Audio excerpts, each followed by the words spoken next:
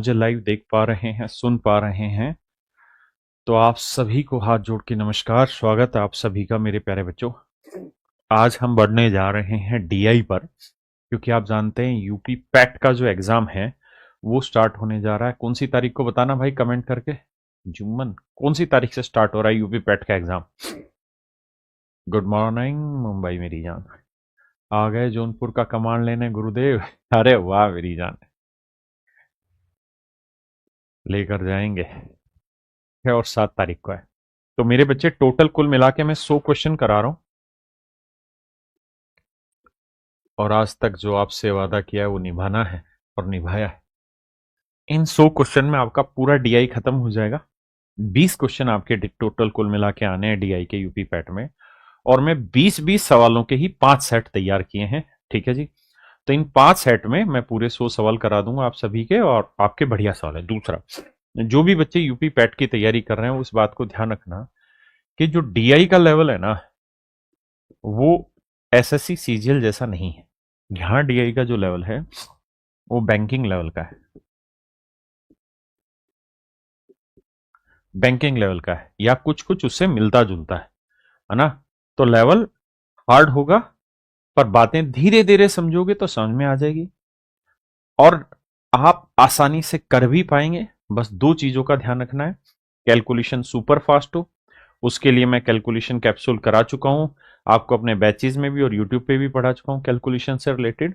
और दूसरी चीज, जो परसेंटेज के बेसिक कॉन्सेप्ट्स हैं, फ्रैक्शन का कंपैरिजन, बड़ा छोटा, वो सारी चीजें आती हैं।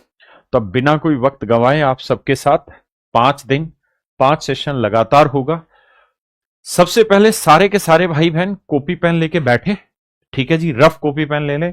मैं सवाल समझाऊंगा और आपको खुद मेरे साथ साथ कोशिश करनी, हर सवाल में टाइम दूंगा। कैलकुलेशन से मत डरना। आइए मेरे भाई, 15 सवाल थोड़े टफ हैं और 5 सवाल थोड़े आसान रखे हैं।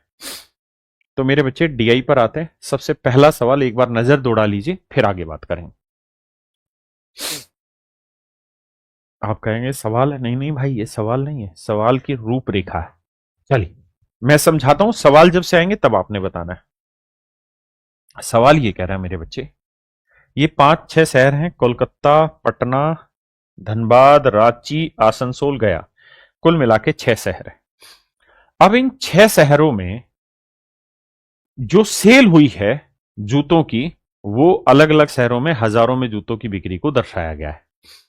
2020 में अगर ध्यान से देखेंगे तो ये ट्रायंगल बनी होगी। ट्रायंगल कहां बनी हुई है जी? ट्रायंगल कहां बनी हुई है भैया? ये रही, ये 2020 वाली लाइन है जहां ट्रायंगल बनी हुई दिखाई दे रही है। पेपर में आपको थोड़ी और साफ सुथरी दिखाई देगी। ये जो रेक्टेंगल का निशान दिखाई दे रहा है ये 2021 का, तो ये रेक्टेंगल है।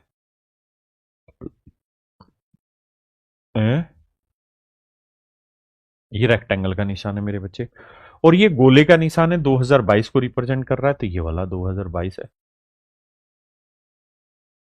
अब इसी चीज को थोड़ा और सुंदरता से बखान कर दूं ताकि कंफ्यूजन ना हो, तो ये 2022 वाला है ये वाला, so that you will get more visible view than the question.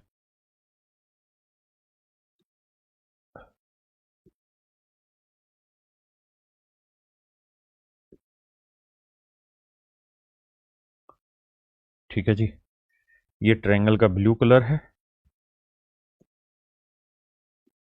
और हमने ये वाला पिंक कलर में डाला। अब मेरे बच्चे मैं धीरे धीरे इन पे सवाल लेता हूं। ये पीडीएफ वीडीएफ सब इसी के बाद आपको डिस्क्रिप्शन में मिल जाएगी। पहला सवाल लेते हैं। कहता है 2021 में कोलकाता स्टोर, पटना स्टोर और धनबाद स्टोर पर जूते की औसत बिक्री का कितने प्रतिशत 2022 में रांची स्टोर, आसनसोल स्टोर और गया स्टोर पर जूते की औसत बिक्री है? देखो यार, सबसे पहले 2021 पकड़ते हैं। अगर हम 2021 को पकड़ें तो 2021 में ये रेक्टेंगल वाला है, तो रेक्टेंगल वाला ये रहा, तो 2021 ये वाली लाइन है। ऐसे खींच दे रहा हूं ताकि आपको पहचान पाए। तो 2021 में कोलकाता स्टोर, तो कोलकाता कहां है? ये रहा, तो 2021 में कोलकाता था 250। अगले शहर का नाम क्या है? पटना स्टोर। पटना क्या है? ये रहा, 120। डरना नहीं, आराम से सीखना। और धनबाद स्टोर, धनबाद कहां गया जी, धनबाद ये रहा 250। तो टोटल अगर कैलकुलेट करोगे तो 250, 250, 500, 620। ये तो है मेरे बच्चे 2021 में कलकत्ता, पटना और धनबाद का। आपने कहा जी बात समझ में आ गई, अब आ गया। अब हमें सवाल में कह रहा है क्या कि भैया 2022 में रांची, तो पहले 2022 देखते हैं। 2022 में इस सर्कल वाली लाइन है, तो इस सर्कल वाली लाइन यहां से घूम रही है। मैं जानता हूं थोड़ा सा देखने में दिक्कत हो रही होगी, लेकिन तरीका यही है, डीआई मुश्किल आती है इसमें। 2022 में रांची, रांची ये रहा भाई, तो रांची में कितना है 280। रांची के बाद आसनसोल, आसनसोल कहां है ये रहा 300। और आसनसोल के बाद क्या है गया, गया कहां ये रहा, गया में कितना भाई 220। इनको जोड़ोगे तो ये आएगा 280 और 20 300, 300 600 और 200 800। तो इसका ये वाली वैल्यू कितना परसेंट है, तो ये कहेंगे ये 620 है, ये 620 से ज्यादा है, तो इसका मतलब ये वाली वैल्यू हर हाल में इससे 100% से तो बड़ी आएगी। सारे ऑप्शन में जाएंगे तो ये 100% से छोटा है, ये 100% से छोटा है, ये 100% से छोटा है, एक ही वैल्यू है जो 100% से बड़ी है। हाँ ना, कैसे करें, हम बहुत परेशान हैं। क्या आप मेरी बात समझ पाए, क्लियर है भाई। कैलकुलेशन हल्की हल्की महसूस होगी, लेकिन आदत डालोगे तो बात बन जाएगी। आई करिए जिस सवाल को।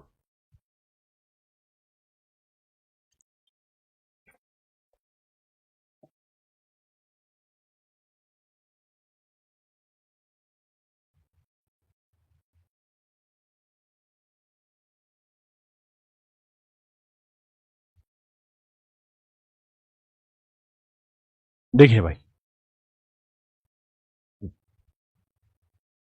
वर्ष 2020 के लिए सभी स्टोर के जूतों की औसत बिक्री का वर्ष 2021 के लिए सभी स्टोर के जूतों की औसत बिक्री से अनुपात ज्ञात करें। देखो यार, सबसे पहले लेते हैं 2020। 2020 कौन सा है, ये वाला ट्रायंगल वाला, ये वाला है 2020।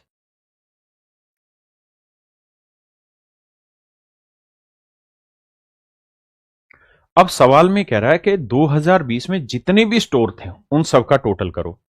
तो 140 और 100 240, ये 50 290 390 490, 490 590, 590 और 50 640, 640 और 80 720। देखो फिर से समझाता हूं। उसने कहा कि 2020 के लिए, तो 2020 में ये ट्रायंगुलर वाली लाइन है, तो ये वाली लाइन थी, बिल्कुल ठीक है। अब अगर मैं इसमें जोड़ूं तो पहले 140 है, फिर 100 है, फिर 150 है, फिर 100 है, फिर 150 है, फिर 80। अब देखिए जोड़ेंगे तो 150 150 300, 300 200 500, 500 600 720, तो ये आया 720। आपने कहा ठीक है, धीरे धीरे प्रैक्टिस से आप खुद ही खुद मन मन में भी जोड़ सकते हैं। अब आते हैं मेरे बच्चे हम आगे, मुझे समझा नहीं इसलिए आराम से बताऊंगा। जूतों की औसत बिक्री का वर्ष 2021 के लिए सभी स्टोर के जूतों की औसत बिक्री से, 2021 पकड़ते हैं। 2021 है भाई ये ट्रायंगल वाला, 2021 क्या है मेरे दोस्त, ट्रायंगल वाला ना, रेक्टेंगल वाला, तो ये वाली लाइन है 2021। ये ये ये ये ये। अब जोड़ते हैं, ये था 250, फिर है 120, 250, हाँ जी, फिर है 200, फिर है 200 और यह है 270। कहता है इसका अनुपात बताइए। देखिए मेरे भाई जोड़ेंगे, 250 250 500, 200 200 400, 500 और 400 900, 900 और 300 कितना हो गया 1290, तो यह आया 1290। सवाल में कह रहा है जी इनका अनुपात ज्ञात कर दीजिए क्या है, बस यही हमसे पूछा है। तो देखो यार राजा बाबू, जीरो से जीरो उड़ाना पड़ेगा। 3 से ऊपर वाला कट रहा है तो 3 से काटोगे 24 आया, 3 से काटोगे 3 चौक 12, 3 तिया 9, 24/43, दैट इज ऑप्शन ए। ये मेरे बच्चे ऑप्शन ए है। अब आप कहेंगे आप बहुत मुश्किल करा रहे, नहीं मेरे दोस्त, इससे पहले यूपी पैट का जो एग्जाम हुआ था वो 2023 में हुआ था, और ये सारे सवाल यूपी पैट 2023 के ही मैंने उठाए, सो दैट आपको एक बेसिक आइडिया मिल जाए कि डीआई थोड़ी आसान नहीं आती, कैलकुलेटिव आती है, और आपको मेंटली प्रिपेयर होना होगा। हाँ जी, करिए जी।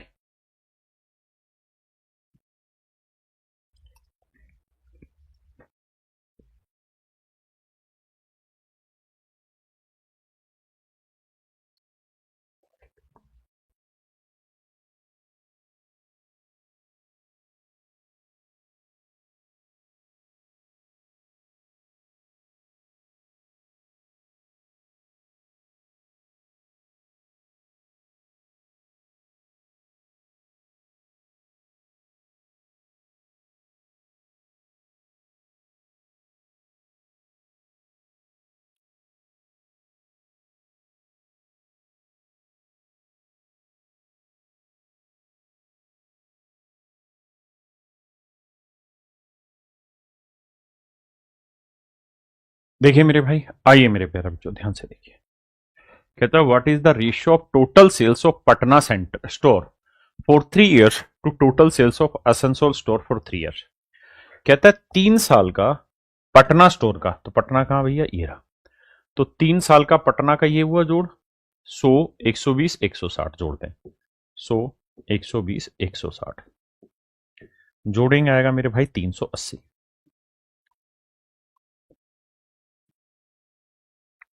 और 3 वर्षों के लिए आसनसोल स्टोर, मेरे दोस्त आसनसोल ये रहा, जोड़ेंगे तो 300, 200, 500 और एक 650, जीरो से जीरो। अब आप कहेंगे कि सर देखना यार मैंने गलती कर दी क्या,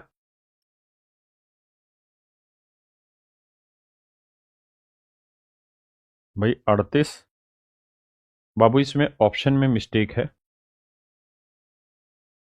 ऑप्शन ए ठीक होगा, यहाँ 650 आएगा, यहाँ 650 होगा मेरे बच्चे,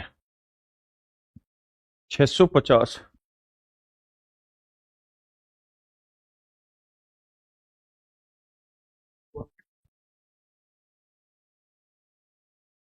सॉरी भाई, सॉरी सॉरी, कट रहा है, ठीक है यहीं काट दिया इन्होंने, 102 से काटा तो 190, और 2 से काटा तो 325, माफ करना बी ऑप्शन। वैसे एक बात है कि ऑप्शन बी भी गलत है, क्योंकि रेशियो जो होता है वो सिंपलेस्ट फॉर्म होती है, तो सिंपलेस्ट फॉर्म में कट जाना चाहिए था, मतलब ये कटना था, 5 से अभी भी कट रहा है, तो अगर सिंपलेस्ट फॉर्म की बात करते हैं तो 38:65 आता, जो कि इसका राइट आंसर होता, लेकिन क्या करें, जो दिया है उसी से लड़ना होगा। बताइए दोस्त इसको।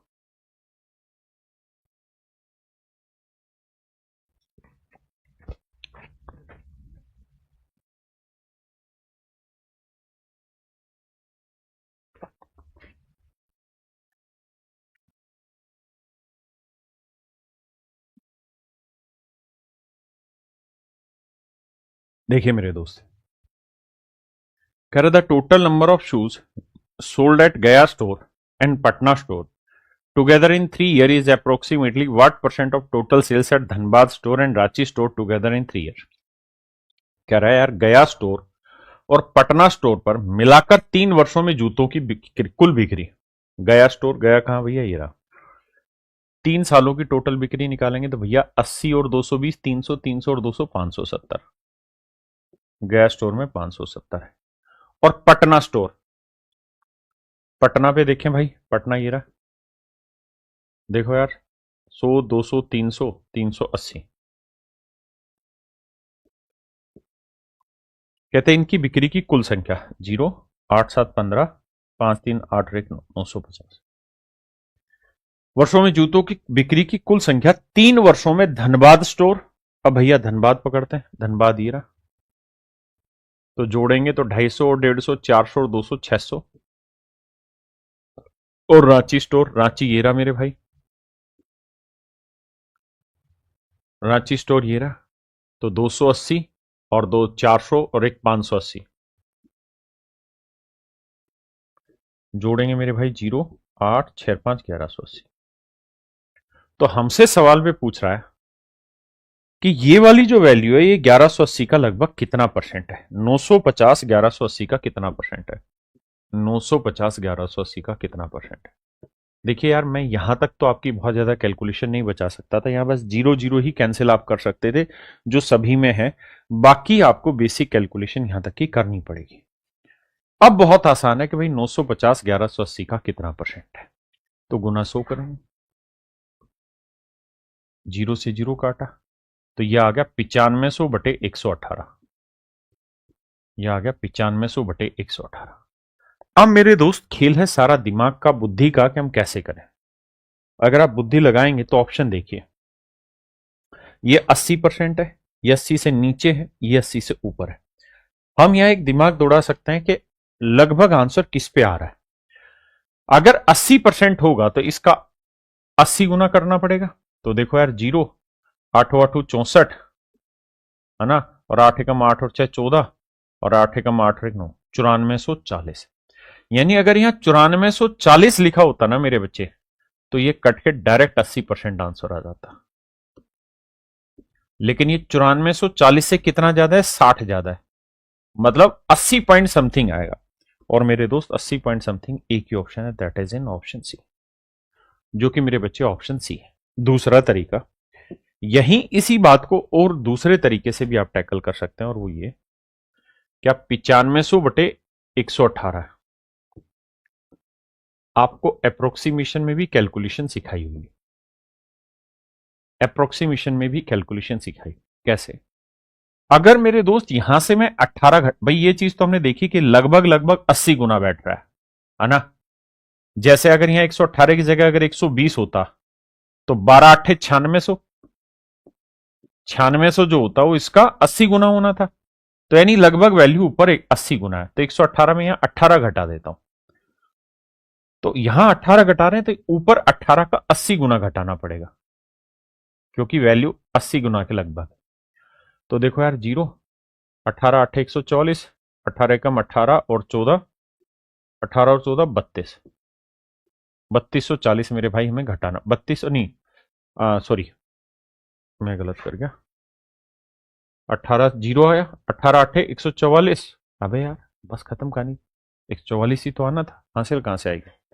अब 9500 में से 144 घटाओगे यानी 1440 घटाओगे तो ये आएगा 8060, और बटे कितना आ गया मेरे बच्चे, 100। तो काटोगे तो आंसर आएगा लगभग 80.6। तो नजदीक पहुंचना चाहते हैं तो आप इस तरह भी पहुंच सकते हैं कि 80.6। ये बातें वही समझ पाएगा जिसने कैलकुलेशन समझा होगा। क्या समझा होगा मेरे भाई, कैलकुलेशन समझा होगा। अभी लगाता हूं कैलकुलेशन। आकाश मेरे वाले यूट्यूब खोल दिया इसमें।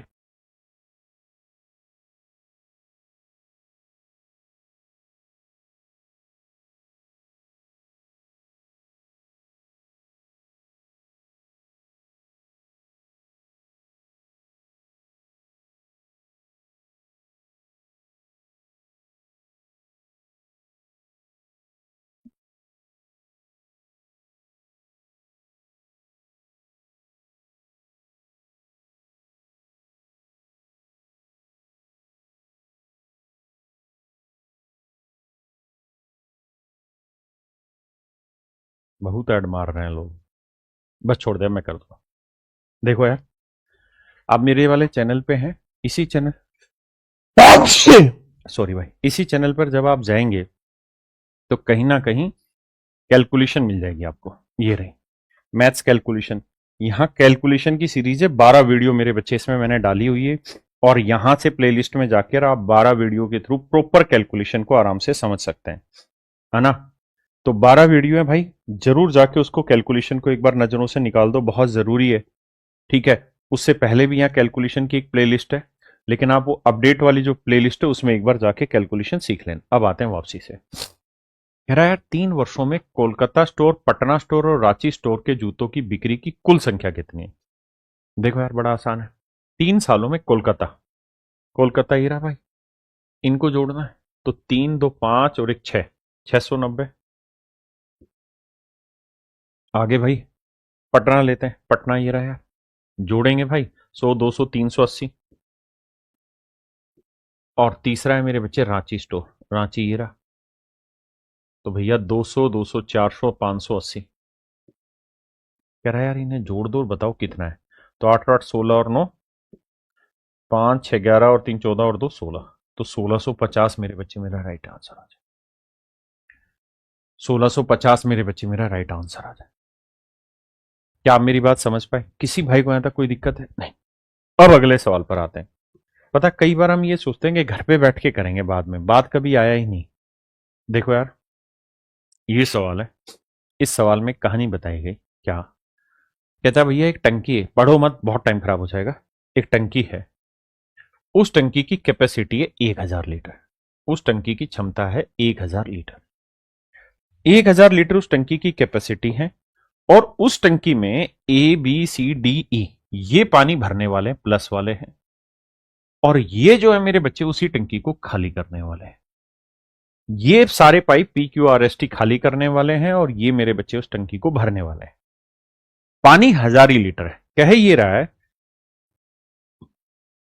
कि जो भैया 1000 लीटर पानी है ना, उस 1000 लीटर पानी में ए ने 20% पानी भरा होगा, बी ने 15%, सी ने 25%, डी ने 10%, इसने 30%। इतना पानी भरा होगा। और जो खाली करी होगी 1000 लीटर, उसमें 48% इसने खाली, 30% इसने, 8% इसने, 4% इसने, और 10% खाली इसने किया है। तो जिन जिन पाइपों ने मिलकर खाली किया है वो कितना काम करते हैं वो बात भी दिखा दी, और जो जो पाइप भर सकते हैं उन्होंने कितना कितना भरा है वो भी बता दिया, और ये बता दिया कि भैया 1000 लीटर टंकी की कैपेसिटी है। ठीक है जी। अब अगला यहां कह रहा है time taken to fill the tank when all inlet pipes are open simultaneously is 2 minute. अगर सारे नल के एक साथ मिल जाए तो टंकी को भरने में 2 मिनट का समय लगता है। कहता है जी सारे नल के एक साथ मिल जाए तो टंकी को भरने में 2 मिनट का समय लगता है। कितने मिनट का? 2 मिनट का। यानी 1000 लीटर पानी भरने में इन सारे नलकों को 2 मिनट का समय लगा। क्लियर है? किसी भाई को दिक्कत नहीं? अब यहां से मैं 2 तरीकों से आपको सवाल समझाने की कोशिश करूंगा। सबसे पहला तरीका तो बेसिक है कि भैया 1000 लीटर पानी भरा, 1000 लीटर में पाइप ए ने कितना पानी भरा जी? 20%। तो 1000 का 20% 200। तो समझने वाली बात यह कि 200 लीटर पानी भरा है ए ने, कितनी देर में जी? 2 मिनट। उसने कहा ना पानी भरने वाले जब लगातार 2 मिनट चलेंगे तो पूरी टंकी भरेगी। तो इसका मतलब 2 मिनट में 1000 लीटर पानी भरा, और उस 1000 में 20% पानी ए ने भरा। 2 मिनट में अगर 200 लीटर, तो इसका मतलब हम ये कह सकते हैं पाइप ए की 1 मिनट में पानी भरने की कैपेसिटी है 100 लीटर। आपका ठीक है। बी ने कितना पानी भरा जी? 15%। तो 1000 का 15% 150। अब 150 लीटर पानी भरा 2 मिनट में, तो 1 मिनट में कितना भरेंगे? 75। आपने कहा जी बिल्कुल ठीक है। इसने भरा जी 25%। तो 1000 का 25% 250, 2 मिनट में, तो 1 मिनट में कितना? 125। ऐसा मैं नहीं कह रहा 2 मिनट, लिखा हुआ है कि भाई सारे नल मिलके 2 मिनट में टंकी भरते हैं। अब आते हैं डी पे। तो मेरे दोस्त 1000 लीटर पानी का 10% 100 पानी भरा 2 मिनट में, तो 1 मिनट में 50। ठीक है जी। 30%, 1000 का 30% 300, 300 2 मिनट में, तो 1 मिनट में 150। देखिए एक तरीका तो है ये, अगर आप इसे वर्बली कर पाए then it is very very good. फिर हमें किसी तरीके की कोई भसड़ की सवाल में जरूरत नहीं। हाँ जी, अगर आप मन मन में 1000 का इतना परसेंट निकालें और फिर उसका आधा कर पाए then this method is absolutely correct. अब आते हैं यहां, भैया 1000 ही लीटर पानी यहां होगा? आपने कहा हाँ। क्यों? क्योंकि सवाल ने खुद ही कहा कि भैया 1000 लीटर कैपेसिटी है। अगर 1000 लीटर कैपेसिटी है तो भैया उतने कोई भरा गया, उतना ही खाली किया गया। तो जब 1000 लीटर खाली किया गया तो पाइप पी ने 48% यानी 480 लीटर पानी खाली किया। कितनी देर में जी? 1.6 मिनट में। 1.6 मिनट में 480 लीटर पानी खाली किया गया। तो अगर 1.6 मिनट में 480 खाली किया गया तो बाबू 1 मिनट में कितना? तो डेसिमल हटाएंगे, 2 1 0, 16 3 48, 300 आंसर आ जाएगा। अगर आप ये कैलकुलेशन बहुत प्यार से कर पा रहे हैं तो आप अच्छे बच्चे हैं, नहीं तो फिर मैं अच्छा तरीका बताऊंगा, उसमें दिक्कत क्या है।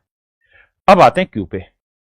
भाई इसने 1000 का 30% कितना बना? 300 ml ना 300 लीटर पानी भरा है 1.6 मिनट में। आपने कहा हाँ। अगर मैं पॉइंट हटा दूं तो ऊपर 0 आ जाएगा, बिल्कुल सही है। अब आप ये बात भी जानते होंगे कि 1000 को हम लिख सकते हैं 8 गुना 125। आपने कहा लिख तो सकते हैं सर, और ध्यान रखना 10,000 को हम लिख सकते हैं 16 गुना 625। हाँ सर लिख सकते हैं सर। 100 को हम बेसिकली 4 गुना 25 लिख सकते हैं, ठीक है जी। और 10 को हम बेसिकली 2 गुनी 5 लिख सकते हैं। अगर इसी बात को और गहराई से पढ़ना चाहते हो और जीवन में याद रखना चाहते हो तो ये 2 की पावर 1 गुना 5 की पावर 1 है। अगर 100 है तो 2 की पावर 2 गुना 5 की पावर 2 होगा। नंबर ऑफ जीरो पढ़ा है आपने। ये 2 की पावर 3 गुना 5 की पावर 3 होगा। यहां 4 जीरो है तो ये हर हाल में 2 की पावर 4 गुना 5 की पावर 4 होगा। ये तो एक बेसिक लॉजिक है जो हर एक स्टूडेंट ने क्लासों में पढ़ा होगा नंबर ऑफ ट्रेलिंग जीरो में। अब आपने उसे पढ़ के कितना आजमाया है, ये वक्त उस चीज का है। आपने कहा जी पॉइंट क्लियर है। अगर पॉइंट क्लियर है तो मेरे राजा मुझे ये बता दो, 3000 को 16 से भाग देना मुश्किल काम है? नहीं। 3000 को मैं मन मन में लिखूंगा 3 गुना 1000 और 1000 को लिखूंगा 8 गुना 125। हाँ सर, 8 दूनी 16, बिल्कुल ठीक है। 125 थी 375 बटे 2, यानी सर ये सर इसकी जो एफिशिएंसी आएगी वो 375 बटे 2 आएगी और इसकी एफिशिएंसी 300 लीटर आएगी, यानी 1 मिनट में 300 लीटर खाली करता है। बिल्कुल ठीक है जी। अब आते हैं यहां, 1000 का 8% कितना हुआ? 80। 80 को 1.6 से भाग देंगे, डेसिमल हटाएंगे 0, 16 पंजे 80, 50। 50 लीटर। अब आते हैं 4%। अगर 8% 50 है तो नेचुरल है 4% आधा होगा, यानी 25 लीटर। मतलब हम ये कह सकते हैं ये 25 लीटर है। अब 1000 का 10% कितना हुआ जी? 100। तो 100 लीटर पानी भरा है कितनी देर में? 1.6 मिनट में। तो बेटा ये डेसिमल हटाएंगे ऊपर 1000 आएगा और 1000 के साथ वही 8 गुना 125 बटे 16, 8 दूनी 16, तो 125 बटे 2। तो ये वाली कैलकुलेशन आएगी 125 बटे 2, यानी ये पानी खाली करने की इनकी एफिशिएंसी है। मैं और भी दूसरे तरीके से आपको एक्सप्लेन करूंगा अगर आप इतनी बात को समझ गए तो। अगर आप मेरे बच्चों इतनी बात समझ गए तो यहां भी अगर 2 मिनट होता है 4 मिनट होता है तो मैं उससे भाग देता। यहां 1.6 मिनट था तो मैंने सबको 1.6 से भाग दिया। डरना नहीं। अब पहला सवाल पढ़िए। देखिए यार ये सवाल भी 2023 पैट का ही है, आप जाके डाटा देख सकते हैं।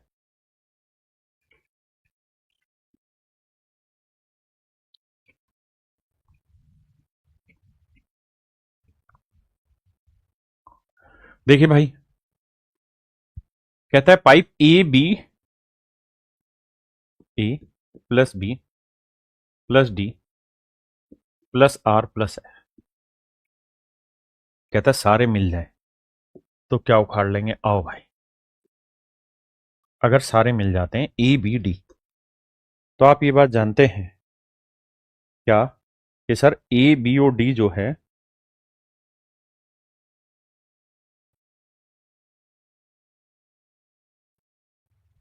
अब ठीक है, ए बी और डी जो है वो भरने वाले हैं। आपने कहा हाँ।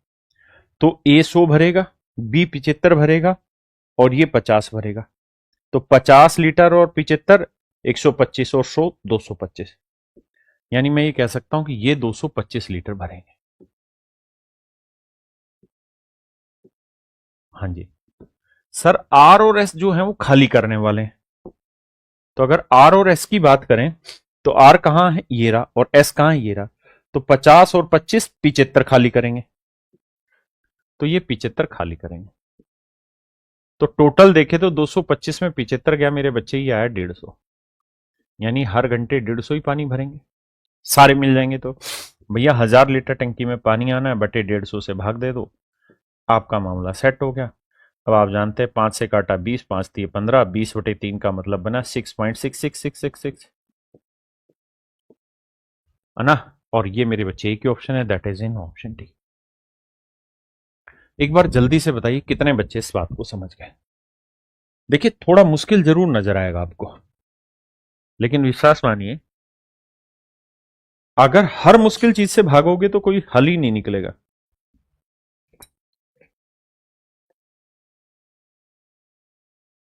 हमें लड़ना तो पड़ेगा।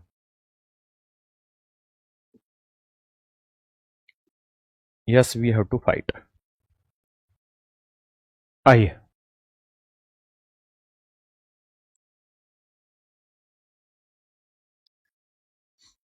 कह रहा है यार पी और आर द्वारा एक साथ टैंक खाली करने में लिए गए समय। कह रहा है जी, कहता है यार पी और आर दोनों मिलके टैंक को खाली करने में कितना समय लेंगे वो बताओ पहले। तो आप कहेंगे देखिए सर, जो पी है, पी कहां है, ये रहा, ये 1 मिनट में 300 लीटर खाली करता है और आर 1 मिनट में 50 लीटर खाली करता है। यही था ना सवाल। अच्छा एक साथ है ना, तो पी प्लस आर, देखिए तो भैया 1000 लीटर पानी खाली करना था। पी और आर मिल जाते हैं, पी और आर मिल जाते हैं, पी और आर तो दोनों मिलके 350 लीटर पानी खाली कर देते हैं। आपने कहा जी बिल्कुल ठीक है, बिल्कुल ठीक है, तो इतना टाइम लेंगे, बिल्कुल सही। आगे कह रहा है क्यू एस और टी तीनों मिलके एक साथ खाली करेंगे तो कितना समय लेंगे। तो भाई क्यू एस टी की एफिशिएंसी देखते हैं। तो क्यू की एफिशिएंसी 375/2 है, बिल्कुल ठीक है। टी की एफिशिएंसी 125/2 है और एस की एफिशिएंसी है 25। तो राजा 375 और 125 को जोड़ेंगे 500, 500 का आधा 250, 250 में 25 जोड़ोगे कितना आएगा 275। तो ये जो एफिशिएंसी आएगी, 1000 लीटर खाली करना है, तीनों मिल जाएंगे तो 275 लीटर खाली करेंगे, तो इतना टाइम। यानी ये तीनों मिलके इतना टाइम लेंगे और ये दोनों मिलके इतना टाइम लेंगे। अगर आप समझदार होते तो इस बात को जानते कि अगर काम वही है या काम दोनों के लिए फिक्स है तो जो रेशियो उनकी एफिशिएंसी का होगा वही उसका उल्टा रेशियो उनके टाइम का होगा। तो अगर हमें एफिशिएंसी का रेशियो मिल गया था तो इसका उल्टा करके टाइम आ जाता, तो हमें 1000 लीटर लेने की जरूरत ही नहीं थी। डायरेक्ट 275 यहां आएगा और 350 यहां आएगा, बस ये मेरा आंसर है। अगर मैं समझदार होता और टाइम एंड वर्क का कॉन्सेप्ट जाना होता तो मैं डायरेक्ट लिखता। अब काटेंगे, 25 से काटेंगे, 25 11 275, 25 एकम 25, 25 चौको 100, 11:14, दैट इज ऑप्शन सी।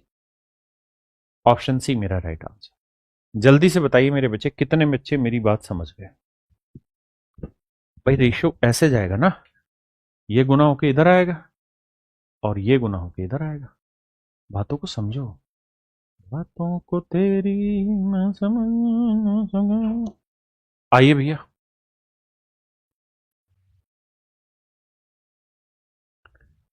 कहता है यार find the time taken for the entire tank to be emptied if all the inlet pipe and outlet pipe are open simultaneously. कहता है सारे पानी भरने वाले नल एक साथ खोल दिए जाए और सारे पानी खाली करने वाले नल एक साथ खोल दिए जाए, तो बताओ टंकी कितनी देर में भरेगी। आओ भाई, अगर सारे भरने वाले खोल दें तो 1 मिनट में क्या क्या काम हो जाएगा। 75 और 125, 200 और 100, 300, 300 और 200, 500। तो 1 मिनट में 500 भरना है, वैसे भी 2 मिनट में 1000, तो 1 मिनट में कितना भरेंगे 500, तो 1 मिनट में 500 भरेंगे। आपने कहा ठीक है। खाली करने वाले कितना कर देंगे 1 मिनट में, तो आप कहेंगे देखिए वैसे 1000 लीटर 1.6 मिनट में, तो 1 मिनट में कितना वो भी कर सकते हैं, तो वो 625 आएगा। नहीं तो जोड़ते हैं कैसे, 25 और 50 75, 75 और 300 कितना हो गया जी 375, 375 और 250 कितना हो गया, देखो फिर से बताता हूं, 50 और 25 75, 75 और 300 375, तो ये हो गया। इन दोनों को जोड़ोगे 125/2 साढ़े 375/2, 500/2 यानी 250 ही आ गया। तो जोड़ोगे तो 5 7 5 12, 3 2 5 1 625 आएगा। तो हम ये कह सकते हैं कि सर जो खाली करने वाले हैं वो 625 है। तो ये भरेंगे, ये खाली करेंगे, तो हम कह सकते हैं क्या कि सर कुल मिला के 125 लीटर पानी हर मिनट खाली होगा। तो भैया 1000 लीटर पानी है, 125 खाली होगा, तो भाग दे देंगे, तो डायरेक्ट ही मेरा आंसर आ जाएगा 8 मिनट। यानी 8 मिनट में टंकी खाली हो जाएगी। हाँ जी, आई करिए भैया। एक सेकंड रुकना, मैं कॉपी करके ले आता हूँ इस स्लाइड को।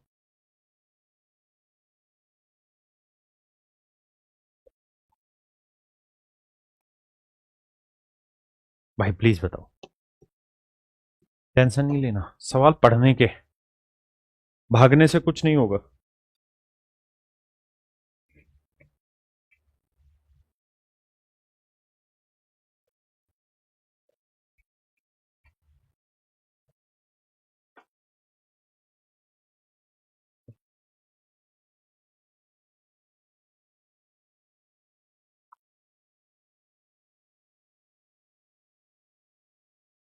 अब्दुल्ला AI महमूम, भैया हम शुरू कर दिए GD 2026 का बैच।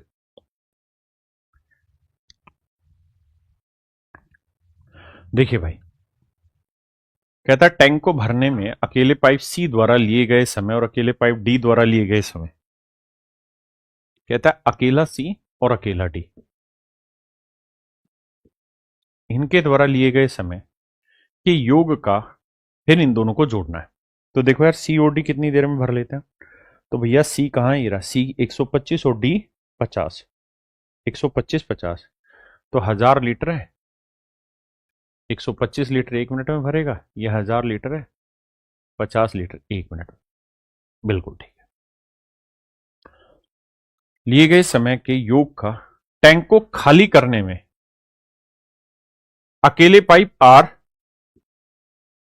और अकेले पाइप T द्वारा लिए गए समय का योग, तो 1000 लीटर खाली करना है। अब बात यह है कि भाई R 1 मिनट में कितना खाली करता है। तो देखो यार, R 1 मिनट में 50 लीटर खाली करेगा, R 1 मिनट में 50 लीटर खाली करेगा, और T 1 मिनट में कितना खाली करता है भैया। तो T 1 मिनट में 125/2 खाली करता है, 125/2, दो पलट के मेरे भाई ऊपर। अब जो समझदार होंगे वो जानते हैं कि 1000 सारे में कॉमन आ रहा है, क्योंकि हमें तो रेशियो निकालना था, हटा दिया। 125 50 का एलसीएम आया 250, 125 से भाग देंगे 2 आया, 50 से भाग देंगे 5 आया, तो 5 और 2 7। यहां पे भी एलसीएम आया 250, 50 से भाग देंगे 5 आया, 125 से भाग दिया 2, 2 दूनी 4, 5 और 4 9, इससे ये काट दिया, तो मेरे बच्चे मेरा आंसर आ गया 7:9।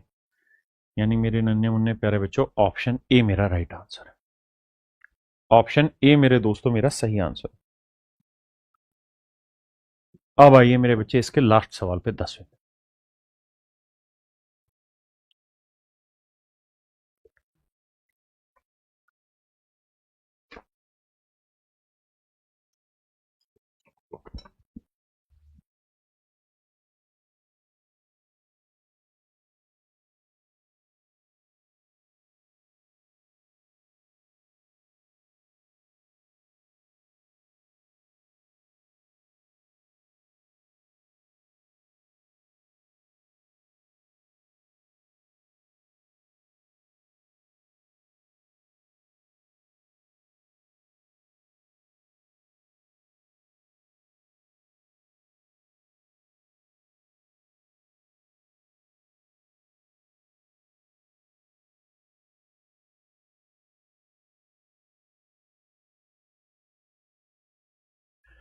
देखिए बाबू, कह रहा है time taken by pipe B and C together to fill the tank. कहता है बी और सी के द्वारा मिलकर टंकी को भरने में लगा समय। तो भाई 1000 लीटर पानी भरना है, बी और सी मिल जाते थे 1 मिनट में कितना पानी भरते हैं, तो 75 और 125 200, इतना टाइम लगेगा। कहता है पाइप ए डी और ई द्वारा एक साथ भरने में लगे समय से लगभग ये कितना ज्यादा है। तो भैया ये माइनस करना है हमें ये वाली वैल्यू, तो भैया 1000 बटे ए प्लस डी प्लस ई का जोड़ करते हैं। देखो भैया ए तो है 100, डी का है 50 150 और ई का है 150, तो यह आया 300 बटे 300। अब हमसे यही पूछ रहा है कि ये कितना ज्यादा है। देखो दोस्त, एलसीएम लेंगे 600, 200 दिए 600 3000, और ये 3 दूनी 600, 2000, 3000 में से 2000 गया, 1000 बटे 600। 2 जीरो से 2 जीरो काटेंगे, 10 बटे 6, और 10 बटे 6 का मतलब बना 1.66666, यानी ऑप्शन ए। यानी मेरे प्यारे बच्चों ऑप्शन ए मेरा राइट आंसर है। क्लियर है मेरे भाई यहां तक की बात। अब आते हैं बढ़िया और टॉप सवाल पर। That is question number 11। लेकिन यार 11 थोड़ा टफ हो जा रहा है, लेकिन करना तो पड़ेगा, तो एक बार पढ़ते हैं, नहीं तो फिर ये सवाल ही खत्म नहीं। एक बार पढ़िए 10 सेकंड, फिर मैं समझाता हूं क्या लिखा हुआ।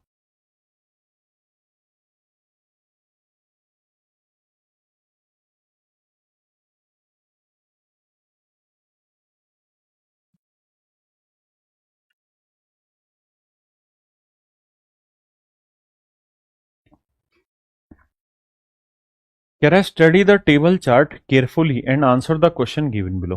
तालिका चार्ट का अध्ययन ध्यानपूर्वक अध्ययन करें और नीचे दिए गए प्रश्नों के उत्तर दें। टेबल 1 में कहता है shows the production, export and import of crude oil of 5 countries in 2020। कहता है ये जो टेबल 1 है ये बेसिकली बता रही है कि भाई 2020 में जो क्रूड ऑयल था, कच्चा तेल था, उसमें अफगानिस्तान ने इतना पैदा किया, बांग्लादेश, भूटान, इंडिया और मालदीव ने इतना पैदा किया। इसमें से एक्सपोर्ट कितना किया गया और इंपोर्ट इतना किया गया। पहली टेबल इसी चीज को शो कर रही है।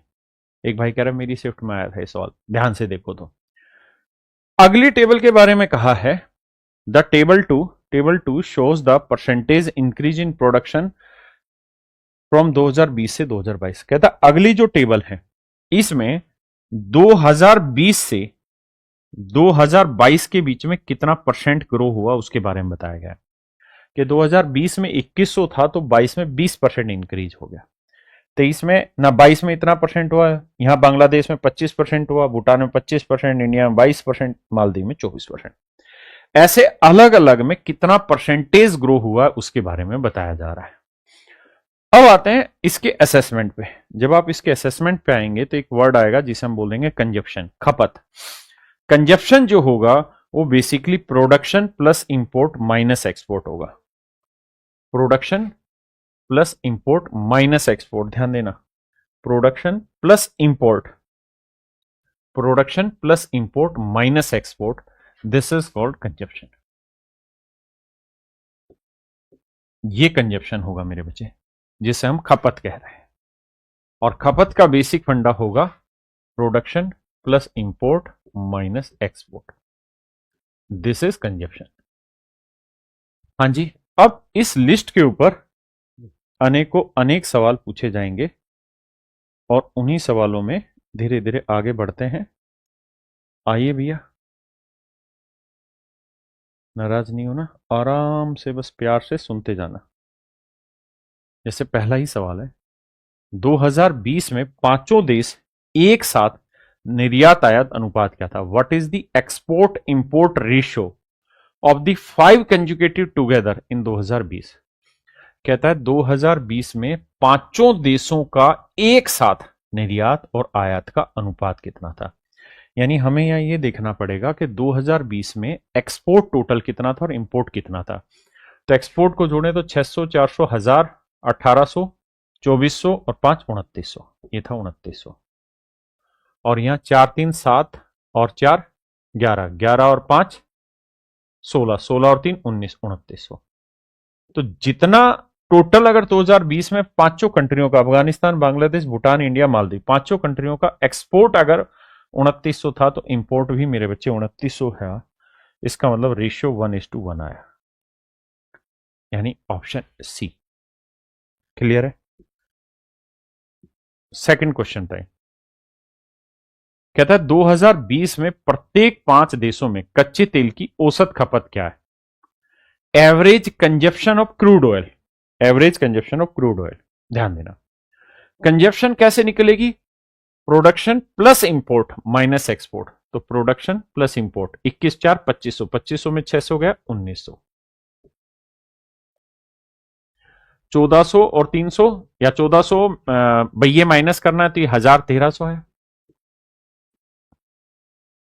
1200 और 400 1600, 2200 में से 600 गया 1600 और 5 2100, यहां देखेंगे 700 में 500 गया 200, 200 और 1300 1500।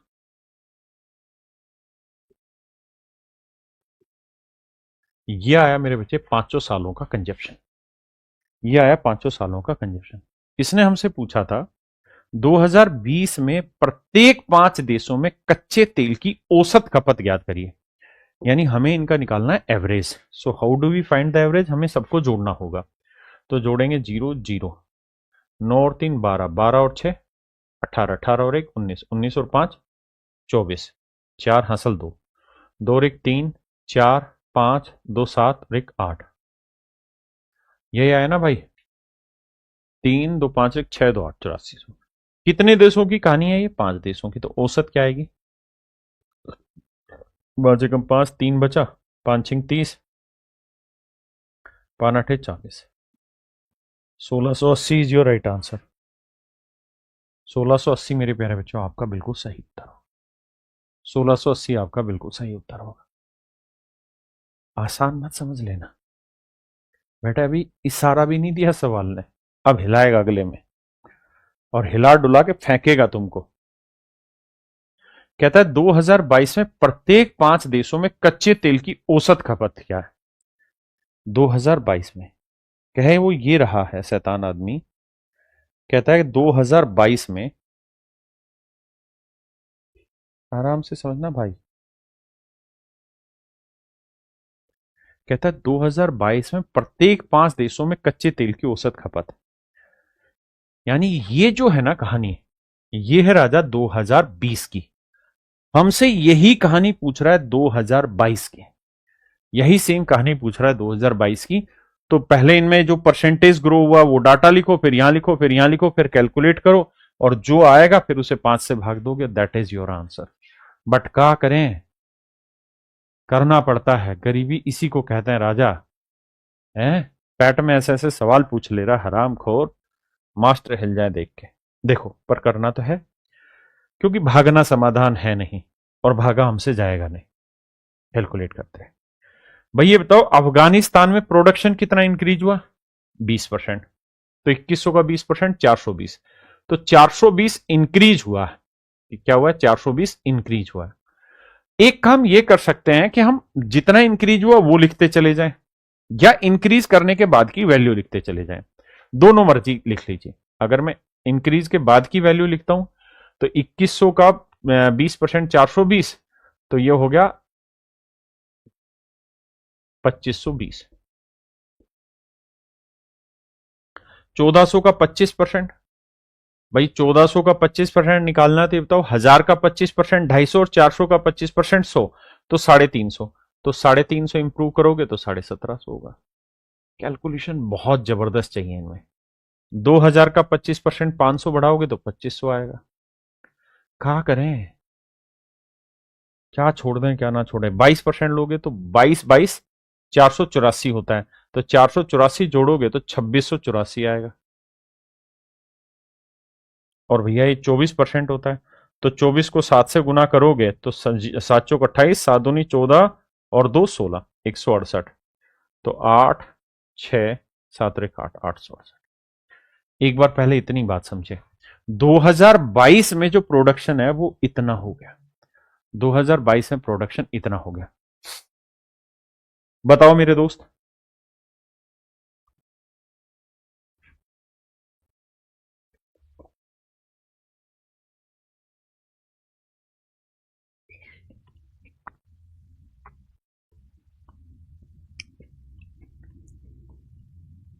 एक भाई कह रहा है जी राजा भी बोल रहे और गरीब भी।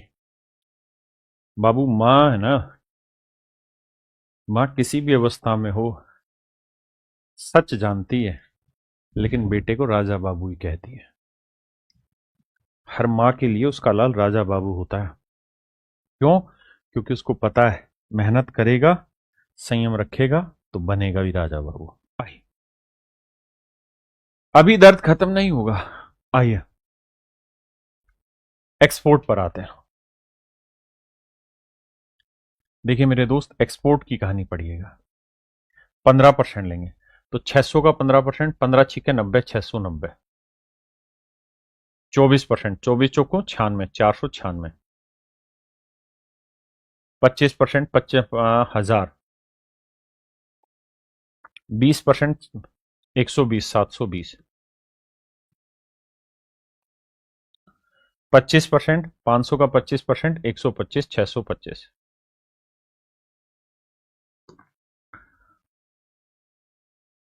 आइए भैया अब अलग रंग देखते हैं। 18% इंपोर्ट बढ़ाएंगे तो 18 चौक 72, 472। 22% बढ़ाएंगे 666 हैं। नहीं सर, 660 है ना? नहीं नहीं, गलत बता दिए। 22 3 66, गलत ही कर दिए। 366 हुआ भाई। 400 का 20%, 480। 500 का 15%, 575। और 22%, 1300 का 22% निकालेंगे तो मेरे भाई देखो, 13 दूनी 26 और 13 दूनी 26 और 2 28। 286, 13 2 1586।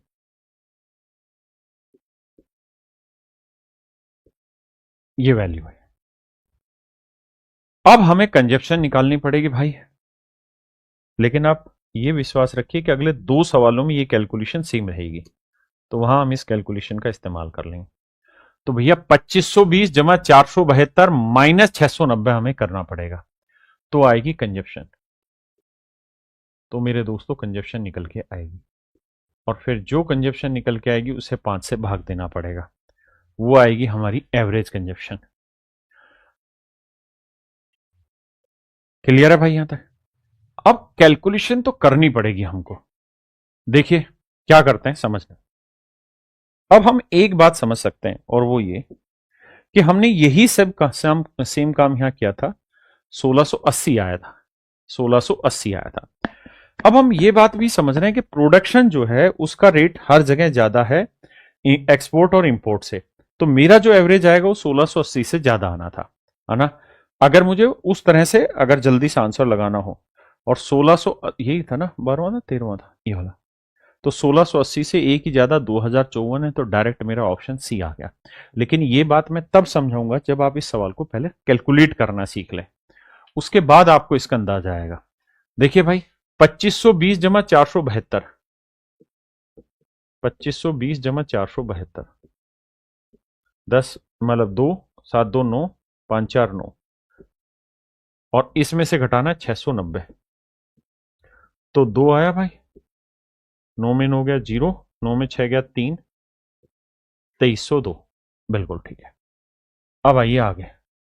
1750 जमा 366 माइनस 496। 6 में से 6 गया 0, 6 5 11, 11 में 9 गया 2, और भैया 7 3 10, 10 में 4 गया 6, 1620। अब आइए मेरे भाई आगे। 2500 और 4 2980 माइनस 1000 करेंगे मेरे बच्चे तो आएगा 1980। अब आइए यहां 2684 जमा 575 जमा 575, ये दोनों तो थे प्लस, और माइनस 720। तो देखो यार, 5 4 9 में से 0 गया 9, 8 7 15, 15 में से 2 गया 13, 6 5 11, 11 में 7 गया 4 और 1 5, तो यह आया मेरे भाई 2539। अब आइए यहां 868 और 1586 को जोड़ेंगे तो 8 6 14, या मैं लिख देता हूं 868 1586 और -625। तो 8 6 14, 14 में से 5 गया, 9 आया।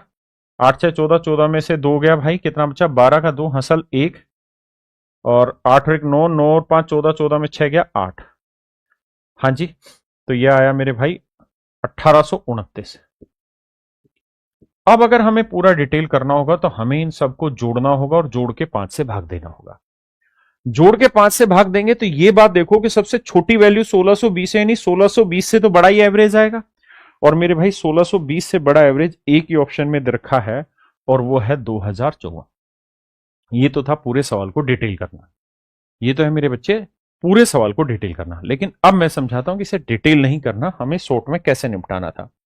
अगर ऐसा सवाल वो देता है तो हमें यह भी समझना पड़ेगा कि वो साथ की साथ कुछ हेल्प भी देता है निकाल के, जिसकी मदद से आप कार्रवाई कर पाए सवाल में। कैसे? देखिए ध्यान से। हमसे ये पूछा 2020 में प्रत्येक 5 देशों में कच्चे तेल की औसत लागत क्या होगी, औसत खपत क्या होगी। मेरे बच्चों, इससे पहले हमने जो सवाल पढ़ा था यहां पे, उसमें हमने निकाला था कि 2020 का डाटा एज इट इज रख दें तो 1680 आएगा। 2022 में कितनी आएगी? मैं आपको ये कह रहा हूं कि हमें ये सब कैलकुलेट करना ही नहीं है, ये सिर्फ समझने के लिए था कि भाई पूरा सवाल कैलकुलेशन डिमांड क्या करने लग रहा है ना, और हमें कैसे करना है वो देखिए। तो मेरे बच्चे, फिर हमें यहां पे यह सोचना है कि भैया प्रोडक्शन जमा इंपोर्ट होना है और माइनस एक्सपोर्ट होना है। हाँ जी, तो जो प्रोडक्शन वाली वैल्यू है उसकी जो परसेंटेज ग्रोथ है, उसकी जो परसेंटेज ग्रोथ है, कहीं ऐसा तो नहीं कि एक्सपोर्ट से बहुत कम हो रही हो। तो आप कहेंगे नहीं नहीं सर, लगभग हर जगह ज्यादा ही बैठेगी, एक यही कम बैठेगी। और इंपोर्ट की भी लगातार बढ़ने लग रही है यहां पे। तो मैं एक चीज समझ सकता हूं क्या, कि मेरा जो आंसर होगा वो 1620 से तो ज्यादा ही आएगा, क्योंकि इसमें इंक्रीज हो रहा है और ये लेस वैल्यू। भाई एक बात आओ, यहां 100 लिखो और यहां मैं 20 लिखूं, अगर मैं यहां 25% भी इंप्रूव कर दूं और यहां मैं 20% भी इंप्रूव कर दूं, तो रिजल्ट पॉजिटिव आएगा कि नेगेटिव आएगा? हर हाल में पॉजिटिव रहेगा, मतलब बढ़ेगा घटेगा नहीं। क्यों? क्योंकि 100 का 20% 20 आया और 20 का 25% आया 4, तो घटा भी देंगे तब भी 16 इंप्रूव हुआ डाटा। तो मेरे बच्चे, मैं आपको यह कह रहा हूं कि ये जो वैल्यू थी ये बड़ी थी प्रोडक्शन वाली वैल्यू, और ये वाली वैल्यू छोटी थी। यही तो माइनस होनी थी, बाकी ये तो जुड़नी थी। अगर ये वैल्यू बड़ी है और इनका परसेंटेज हम निकाल के इसमें ऐड करेंगे, तो हर हाल में जो उत्तर आएगा वो 1600 जो भी आ रहा था, 1620 या 1680, उससे हर हाल में बड़ा आएगा। और अगर हर हाल में बड़ा आएगा तो केवल और केवल मेरे बच्चे एक ही ऑप्शन था जो 1620 से बड़ा था, दैट इज 2004। तो इस तरीके से सवाल का ऑप्शन हम ऑप्शन सी छांट देंगे जल्दी से जल्दी। अब आते हैं अगले सवाल में।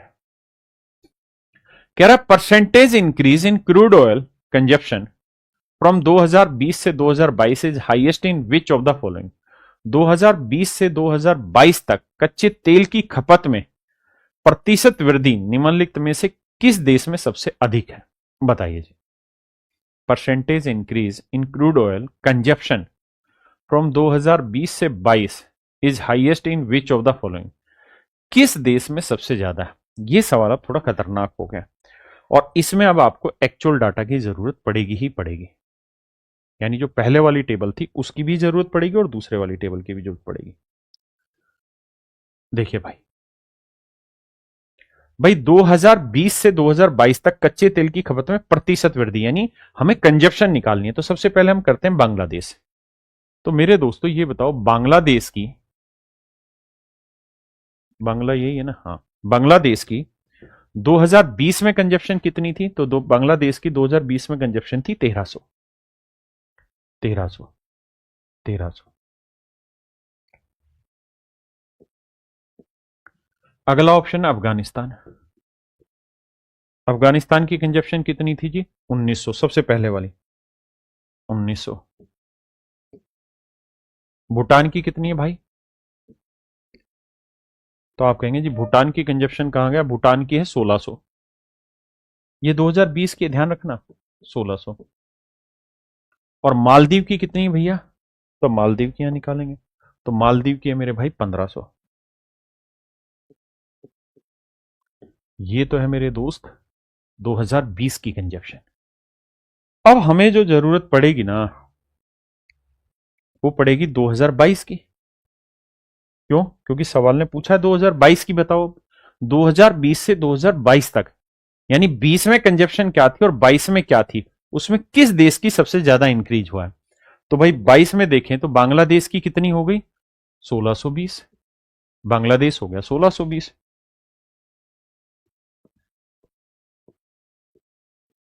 अफगानिस्तान हो गया दोस्त कितना? 2302। 2302। भूटान हो गया मेरे भाई कितना? 1980।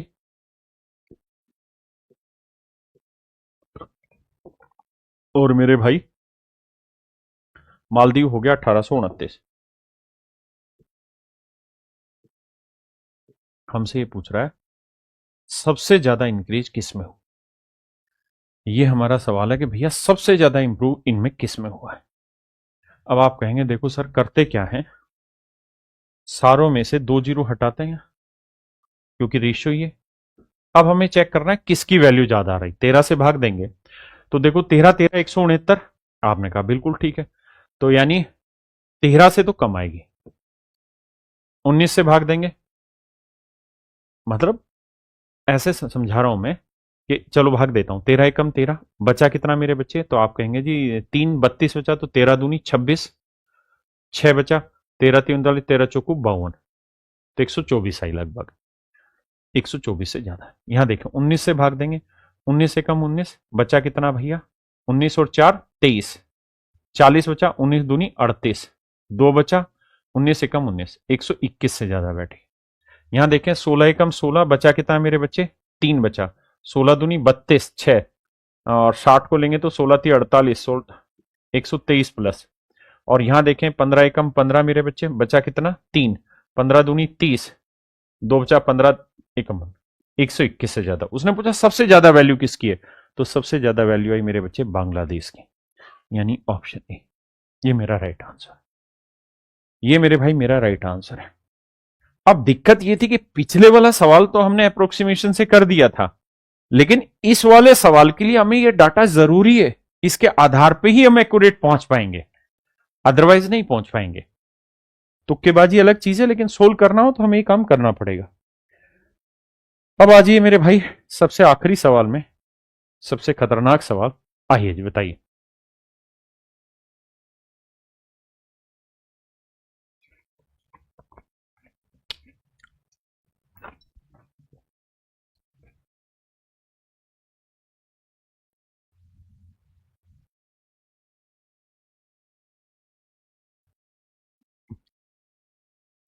निशांत पाठक भाई आ गई शायद मार्केट में, नहीं तो 1 2 दिन में आ जाएगी। कहता है 2022 में निम्नलिखित देशों में से किस देश का आयात खपत अनुपात सबसे अधिक होगा। इन 2022, इस साल पे ध्यान देना। इन 2022 विच of the following countries had the highest import consumption ratio. Import upon consumption ratio, किस देश में इंपोर्ट अपॉन कंजप्शन रेशियो सबसे ज्यादा है? पहले पकड़ते हैं बांग्लादेश। ए आओ भैया, 22 की बात है तो बांग्लादेश हीरा भैया 366, और कंजप्शन है 1620, तो 366 बटे 1620, 66 बटे 1620। अब पकड़ते हैं जी अफगानिस्तान। इंपोर्ट 472 बटे 2302, 472 बटे 2302 हो गया भाई, रखते हैं। अफगानिस्तान के बाद है भूटान। भूटान का 480 इंपोर्ट है और वो है 1980।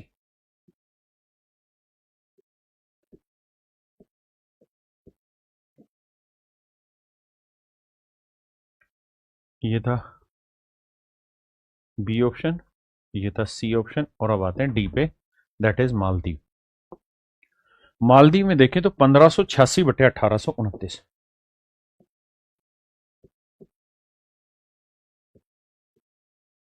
1586 बटे 1829। हमसे सवाल में पूछ रहा है किसका रेशियो सबसे ज्यादा है, यानी किसका उत्तर सबसे बड़ा है। देखिए अब बाबू क्या करें कि तुम्हारी मुसीबत हल हो जाए। देखिए, कैलकुलेशन बहुत ज्यादा नहीं चाहेगा आपसे करानी, हाँ मजे जरूर लेगा। अगर ध्यान से देखें तो ये 1829 के सबसे नजदीक है भाई। इसे काटेंगे तो ये 500, ये 2000 लगभग 1/4 है ना। इसे काटेंगे, ये 500 लगा लो, ये लगभग 1/5 के आसपास बैठेगी। इसे देखोगे तो 4 चौक 16, 1/5 के आसपास टिकेगी कहीं जाके। लेकिन यहां अगर गौर से देखोगे तो समझो ये 1600 है और ये मेरे भाई लगभग 1800 है। तो ध्यान से देखोगे तो ये 8/9 के आसपास आ रही है भाई। इसके सबसे नजदीक है ना ये वाली चीज, तो ये नजदीक है, तो इसका मतलब ये वाली जो फ्रैक्शन होगी ये सबसे बड़ी आएगी। ये वाली फ्रैक्शन मेरे बच्चों सबसे बड़ी आएगी, यानी ऑप्शन। तो ये सवाल मेरे बच्चों सच मायने में टफ था और मजे देने वाला था, या मजे लेने वाला था आपका। अब बढ़ते हैं आगे। आइए मेरे भाई, पढ़िए सवाल को।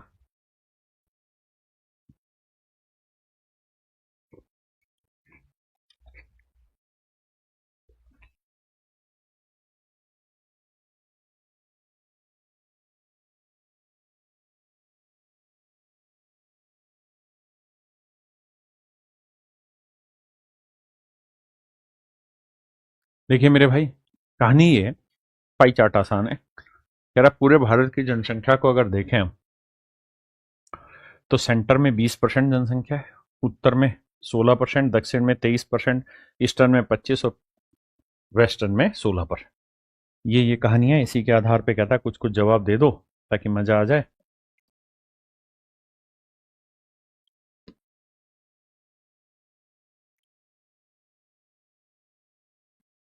आ जाओ भैया। पहला सवाल कहता है यदि भारत की कुल जनसंख्या 125 करोड़ है, कहता है टोटल पॉपुलेशन 125 करोड़ है, तो भैया बताओ दक्षिण क्षेत्र और पश्चिमी क्षेत्र, then what is the approximate sum of the population of southern region and western region. तो साउथ और वेस्टर्न पकड़ते हैं, तो भैया साउथ का है 23 और वेस्टर्न का है 16। तो 23 + 16, 23 + 16 कितना हो गया भाई? 39%। 23 + 16 39%। यानी हम ये कह सकते हैं कि साउदर्न प्लस वेस्टर्न ये 39% के आसपास है। अगर पूरी टोटल पॉपुलेशन 100% है पूरे भारत की, तो ये 39% है। यानी आप देसी भाषा में ये कह सकते हो कि आपका जो आंसर आएगा वो टोटल पॉपुलेशन का लगभग 40% आएगा। तो मेरे दोस्त टोटल पॉपुलेशन 125 है, तो 125 का 40% यानी 2/5 निकालेंगे तो 25 25 25 5 125, 25 दूनी 50, यानी 50 से छोटा आएगा मेरा आंसर। ये बड़ा है, ये बड़ा है, ये बहुत छोटा है, बचा ऑप्शन बी, ये मेरा आंसर है। यहां खेला जा सकता है, जहां गुंजाइश होगी वहां खेल जाएंगे। आइए मेरे भाई, कहते हैं यदि भारत के पूर्वी क्षेत्र की कुल जनसंख्या इतनी है, देखो दोस्त पूर्वी क्षेत्र कहां है भैया? पूर्वी क्षेत्र 25%। तो 25% की जो वैल्यू है वो दे रखी है कितनी? 126.5। तो हमसे कह रहा है भारत के उत्तरी क्षेत्र की कुल जनसंख्या लगभग कितनी? उत्तरी क्षेत्र, उत्तरी कहां पड़ा भाई? उत्तरी नॉर्दर्न, नॉर्दर्न की 16%। तो कहता है 16% की वैल्यू बताओ कितनी है। तो 25% की इतनी, तो 1% की इतनी, तो 16% की कितनी? That is your answer. और कुछ है नहीं। देखिए यार 25 से पूरा कटेगा, 16 × 5 = 80 और 16 × 6 = 96 और 8, नहीं पूरा नहीं भी कट सकता, मतलब डेसिमल आ रहा है ना। हाँ तो ठीक है, एग्जैक्ट आंसर है। अगर एग्जैक्ट आंसर है तो ये देखिए कि जो भी आपका आंसर होगा वो हर हाल में 16 से भाग जाएगा। वो हर हाल में मेरे बच्चे 16 से भाग जाएगा। 16 से कोई भी नंबर तभी भाग जाएगा जब 4 से भाग जाए। ये 4 से भाग नहीं जा रहा आखिरी 2 डिजिट, ये 4 से भाग नहीं जा रहा आखिरी 2 डिजिट कैंसिल, ये दोनों 4 से भाग जा रहे हैं। अब मेरे बच्चों हम भाग देते हैं 16 से। 16 से भाग देने के लिए आखिरी 4 अंक, तो 16 × 5 = 80, 16 × 6 = 96 भाग जा रहा है। 4 अंक इसको भाग देंगे 16 से, तो ये भाग नहीं जा रहा, तो डायरेक्ट ही ऑप्शन भी आ गए, कैलकुलेट करना ही नहीं भाई। बताइए जी, हैं कुछ ज्यादा ही खतरनाक हो गए। करिए मेरे दोस्त।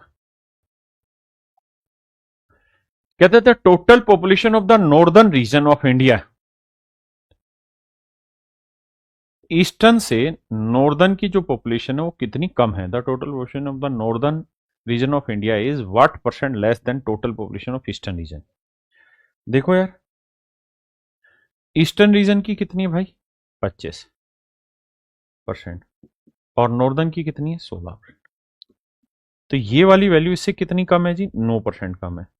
तो 9% कम है किस पे, 25% पे। क्योंकि उसने यही तो पूछा कि भैया नॉर्दर्न की जो पॉपुलेशन है वो ईस्टर्न से कितनी कम है, तो 9% कम है 25 पे, तो 1/4, 1/4 ना सॉरी 9/25, माफ करना, तो कैलकुलेट करना पड़ेगा। तो 100% की वैल्यू कितनी, तो 25 चौक 100, 9 चौक 36%, यानी मेरे बच्चे 36% कम है।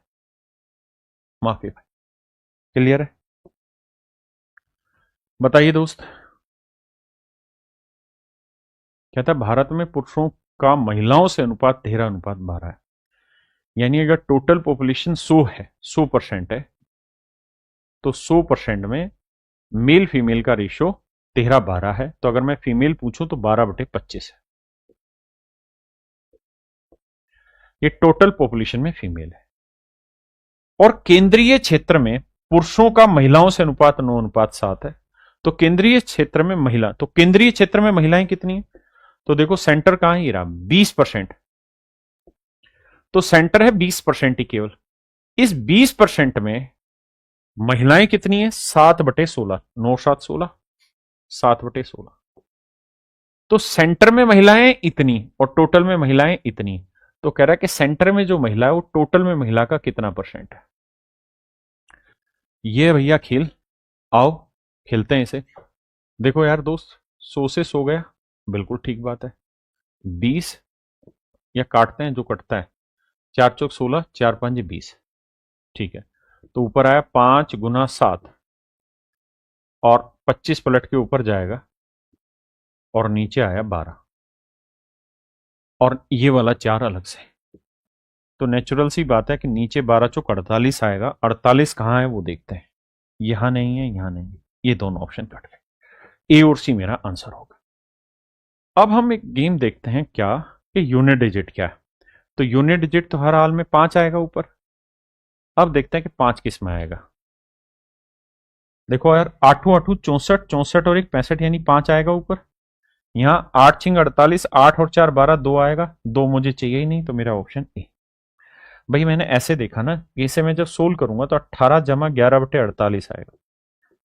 तो एलसीएम 48 आया, तो 8 8 64, 4 और 1 5 आया ऊपर। तो 5 ही मुझे चाहिए था यहाँ यूनिट डिजिट, तो मेरा केवल और केवल ऑप्शन ए में आ रहा है। तो ऑप्शन ए।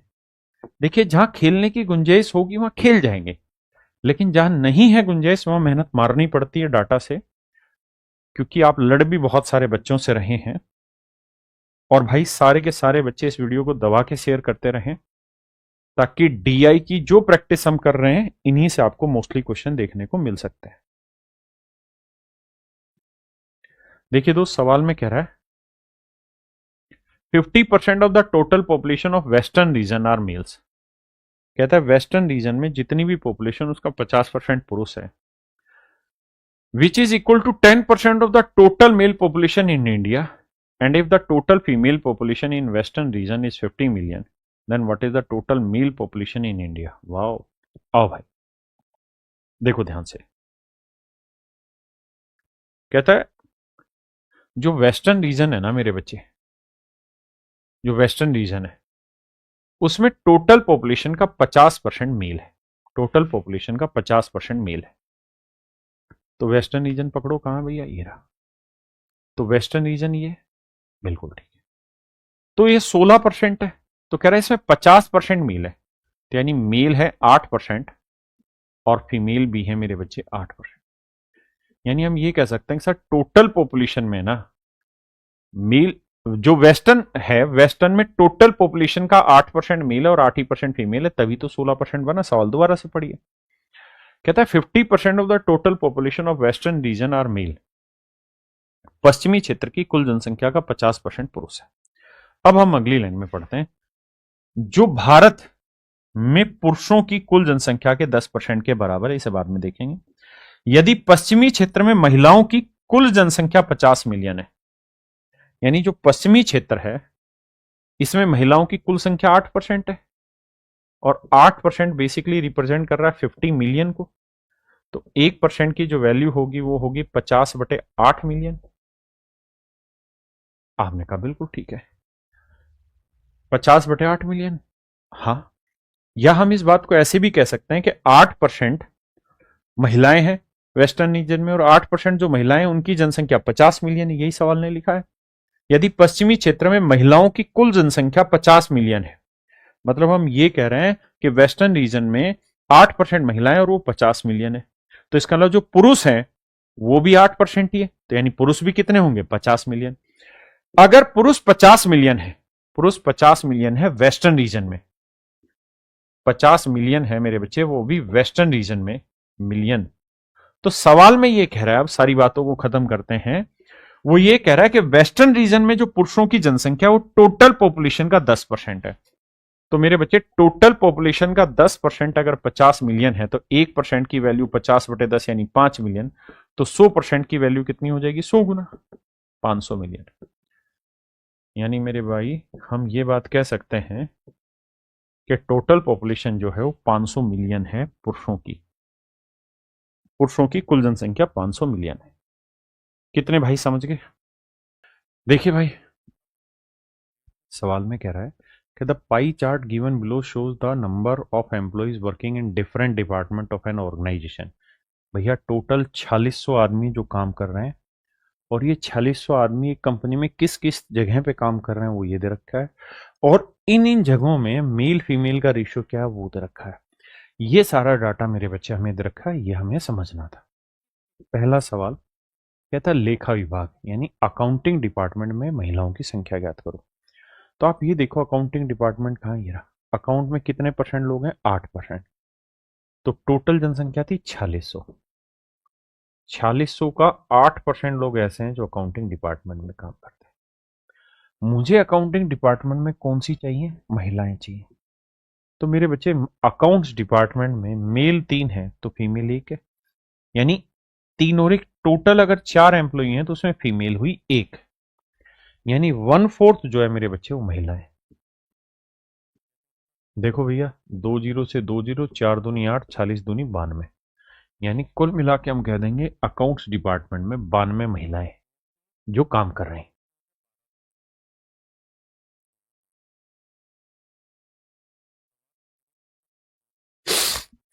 देखिए यार, सवाल में कह रहा है what is the total number of employees working in IT and HR. कहता है आईटी और एचआर में टोटल कितने एम्प्लॉय? तो आईटी में है 26%, एचआर में है 11%। तो टोटल एम्प्लॉय कितने हुए? 26 जमा 11, 6 और 1 7, 2 और 1 3, 37% एम्प्लॉय काम कर रहे हैं। टोटल एम्प्लॉय कितने हैं जी? 4600। तो 4600 का 37%, 4600 का 37%।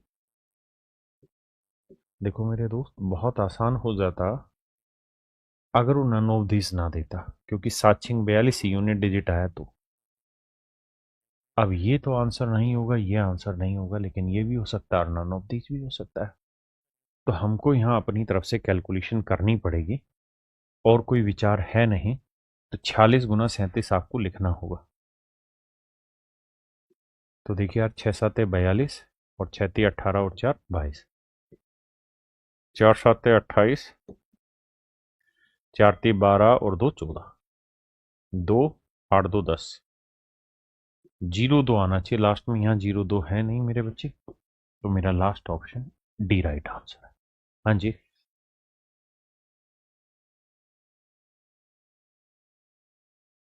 अब देखिए यार, यहाँ सवाल में पूछ रहा है सभी विभागों में कुल मिलाकर कार्यरत महिलाओं से पुरुषों का अनुपात ज्ञात करिए। पहले महिलाएं लिखनी फिर पुरुष लिखनी। आओ भाई कैलकुलेट करते हैं। देखो यार, एचआर में 11% हमें एक्चुअल वैल्यू लेने की जरूरत नहीं। क्यों? क्योंकि जब जब हमें परसेंटेज, फ्रैक्शन या रेशियो की जरूरत हो, वहां एक्चुअल वैल्यू उठाने की जरूरत ही नहीं होती। अब भाई अगर एचआर में 11% है, एक सेकंड ना भाई, जगह बनानी पड़ेगी समझाने के लिए।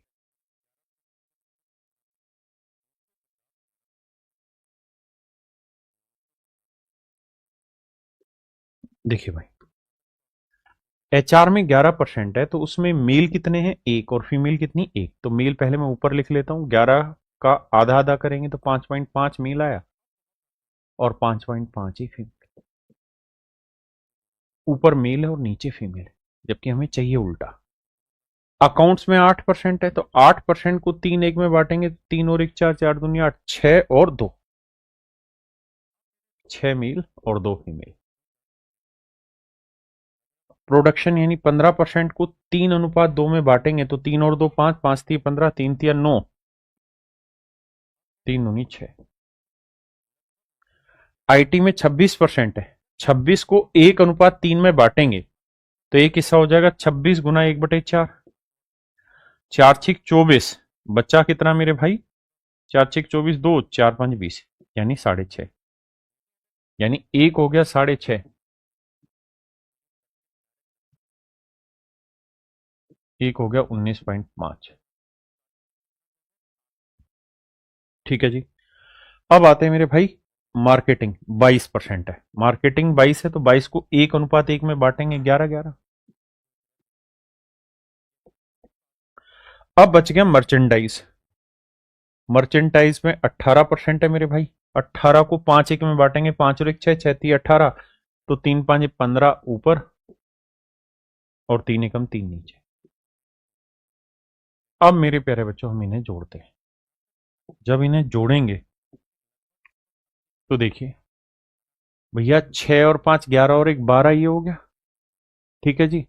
12 और 6 18, 18 और 9 27, 27 और 10 37 और 1 38, 38 और 5 38 और 5 43, 43 और 10 53, 53 ये वाली वैल्यू आ गई। नीचे जोड़ें तो 20 और 5 25, 25 2 27, 27 और 6 33, 33 और 3 36, 36 और 10 46 और 1 47। तो आंसर है 53/47, लेकिन मुझे चाहिए उल्टा, तो मेरा आंसर हो जाएगा 47/53। 47/53। अच्छा, मेरा क्या आ रहा था यहाँ पे? 53/47 ना। तो पुरुषों को ये गलत क्यों हो रहा है भाई? देखना कहाँ कैलकुलेशन मिस्टेक की हमने।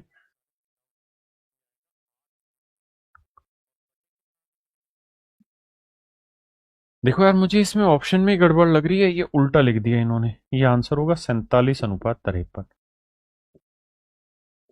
इसलिए कि पहले महिलाएं लिखेंगे फिर पुरुष लिखेंगे, तो उस लिहाज से सवाल ठीक है। आइए मेरे भाई अगले पे। कहता है मर्चेंडाइज विभाग में कार्यरत महिलाओं की संख्या के कुल कर्मचारियों की संख्या का कितना परसेंट है? देखो यार, मर्चेंडाइज विभाग में कार्यरत महिलाएं, तो ये बताओ, मर्चेंडाइज ये है 18%, इसमें पुरुष कितना है मेरे भाई? 5:1, तो 5 और 1 6, तो 6 3 18, 3 5 15, यानी मर्चेंडाइज में 15% है मेल और बाकी 3% है फीमेल। तो पूछा क्या हमसे? अच्छा, महिलाएं की, तो महिलाएं होंगी मेरे बच्चे 3%, क्योंकि 15% अगर मेल है तो बाकी 3% फीमेल होगी।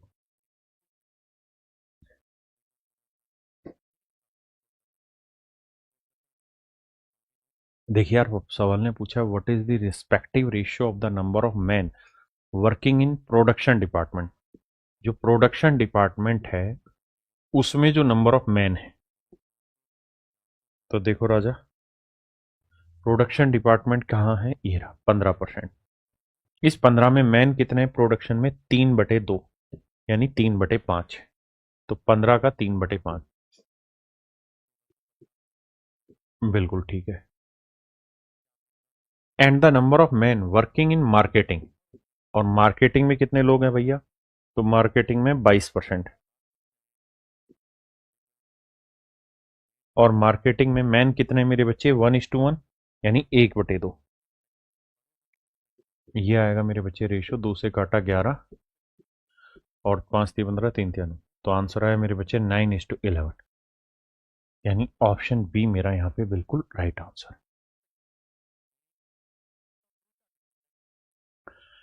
आइए मेरे भाई, देखिए सवाल में कह रहा the given bar graph shows the percentage of jobs held by people from India Afghanistan. देखो यार, कहानी समझाता हूँ। कहता है कि हर साल गल्फ कंट्रीज में ना काम मांगने लोग जाते हैं, तो ये इंडिया का ब्लू कलर है, ये वाला अफगानिस्तान और ये वाला नेपाल का है। तो अगर 100 लोग 2018 में काम मांगने गए थे तो उसमें से इतने परसेंट इंडियन थे, इतने परसेंट नेपाली थे, इतने परसेंट अफगानी। ऐसे ही अगर हर साल 100 लोग जा रहे हैं तो उसका परसेंटेज डिस्ट्रीब्यूशन यहाँ पे दिखा रखा है। अब इसी बात को थोड़ा आगे बढ़ाते हैं, पहला सवाल लेते हैं। कहता है 2018 और 2021 में नौकरी करने वाले कुल व्यक्तियों की संख्या का अनुपात 3:5 है। मतलब 18 में अगर 3 लोगों ने नौकरी की थी तो 21 में कुल मिला के 5 लोगों ने नौकरी की। पहली बात, 2021 में कुल 4400 भारतीय। तो 2021 में इंडियन कितने, 27.5। तो 27.5% रिप्रेजेंट कर रहा है 4400 को। तो 1% की वैल्यू बटे 27.5, तो 100% की वैल्यू इतनी। यानी हम ये कह सकते हैं कि 27.5 इतने को रिप्रेजेंट कर रहा है। तो भाई 2021 में कुल मिला के कितने लोग अपीयर हुए थे खाड़ी देशों में काम करने के लिए? 100 लोग। तो उन 100 लोगों की एक्चुअल संख्या ये थी। और सवाल ने यह भी कहा कि भाई 2021 में अगर 5 लोग आए हैं तो 18 में 3 लोग आए। तो यानी 5 यूनिट इसको रिप्रेजेंट कर रहा है, तो 1 यूनिट की वैल्यू हो जाएगी बटे 5, तो 3 यूनिट की वैल्यू हो जाएगी गुना 3। तो ये वैल्यू आ गई 2018 में काम करने वाले लोगों की कुल संख्या। अब हमसे ही सिर्फ ये कह रहा है कि भाई 2018 में ये बताओ कि नेपाल के कितने आदमी थे। तो 2018 में नेपाल के लोग थे 17.5%, यानी 17.5% लोग ऐसे हैं जो नेपाल के हैं। इसकी वैल्यू हमको बतानी। ये मेरे भाई मेरा सवाल है।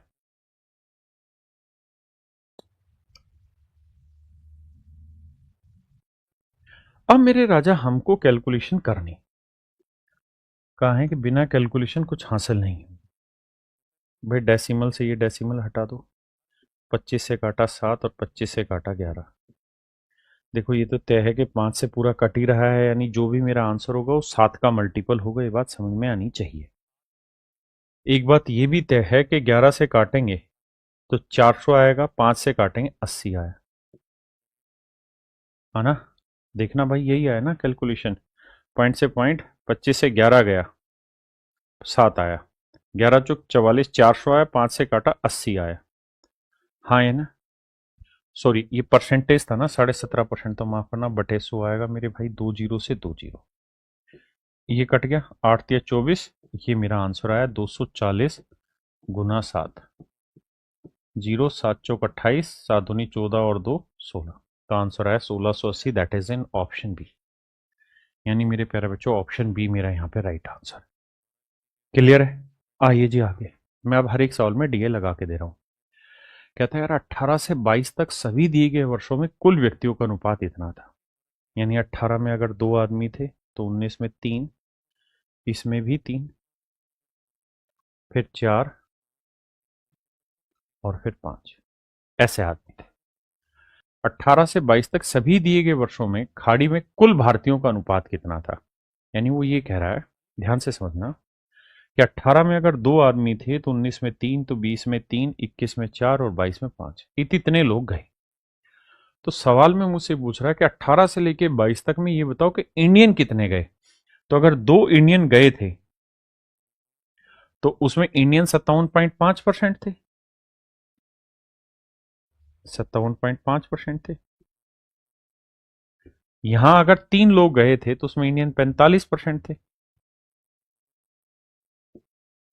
यहां अगर 3 लोग गए थे तो उसमें इंडियन 35% थे। और यहां मेरे भाई इंडियन 27.5% है।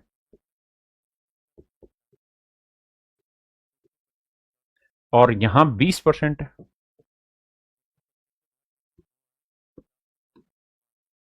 देखिए मेरे भाई, अब मेरे बच्चों कहानी को समझो। कहानी ये है कि हमें यहां पे 2 बातें समझनी होंगी कि क्या कट सकता है।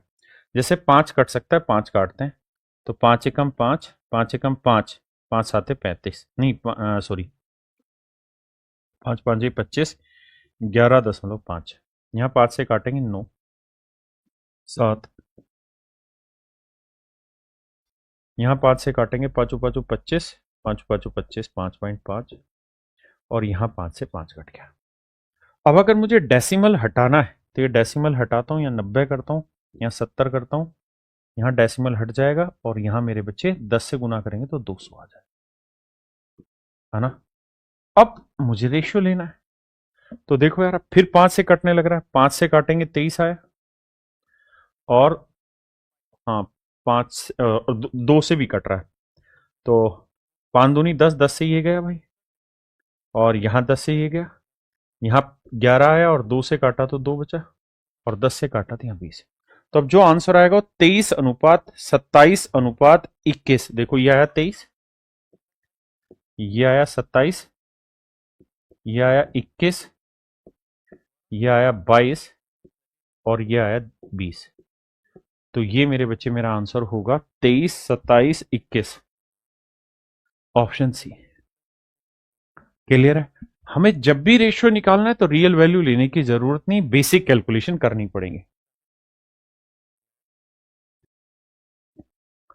देखिए यार सवाल में कह रहा है वर्ष 2019 में खाड़ी में काम करने वाले भारतीयों की संख्या, तो मान लेते हैं कि 18 में, नहीं 18 नहीं 19 में एन लोग काम करने गए थे बाहर, तो उन एन लोग जो काम करने गए थे उनमें टोटल इंडियन कितने थे, 45%। कहता है इनकी जो संख्या है 2022 में खाड़ी, 2022 ही रहा, मान लेते हैं इसमें जी लोग काम करने गए थे, तो जो जी लोग खाड़ी देशों में काम करने गए थे उसमें अफगानी लोगों की संख्या कितनी है, 30%। कहता है ये दोनों संख्याएं आपस में बराबर है। देखो 15 × 45, 15 दूनी 30, यहां से रेशियो निकालेंगे तो नेपाली अपॉन एन अपॉन जी का जो रेशियो आया वो 2/3 आया। इसका मतलब हम ये बात कह सकते हैं कि यहां अगर 2 आदमी गए थे टोटल घूम, मतलब वहां पे खाड़ी देशों में, तो यहां 3 आदमी गए थे। बिल्कुल ठीक है। अब हमसे ये कह रहा है कि संबंधित वर्षों में नेपाल के लोगों का अनुपात ज्ञात करो, तो यहां नेपाली कितने थे, 15%, तो 2 का 15%, और यहां नेपाली लोग कितने थे मेरे भाई, तो आप कहेंगे जी 50% गुना 50%। अब रेशियो निकालोगे मेरे भाई, तो देखो यार परसेंट से परसेंट हटा, 5 × 3 = 15, 5 × 2 = 50, 2 से काटोगे 5, तो आंसर आया 3 से 3, 1:5। या इसको और सिंप्लीफाई यहीं से हो जा रहा था, इतना दिमाग नहीं दौड़ाना था। देखो यार ये 50 थी, ये 150, और ये 15 दूनी 30, 30 से 150 को काटेंगे तो 1:5, यानी मेरे बच्चे ऑप्शन ए मेरा राइट आंसर।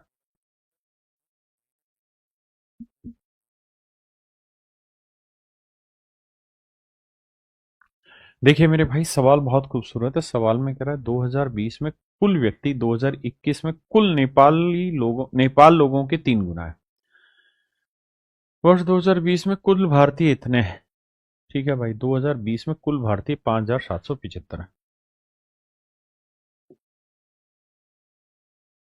2020 में भारतीय हैं कितने, 35, तो मेरे बच्चे 35% रिप्रेजेंट कर रहा है 5,775 को,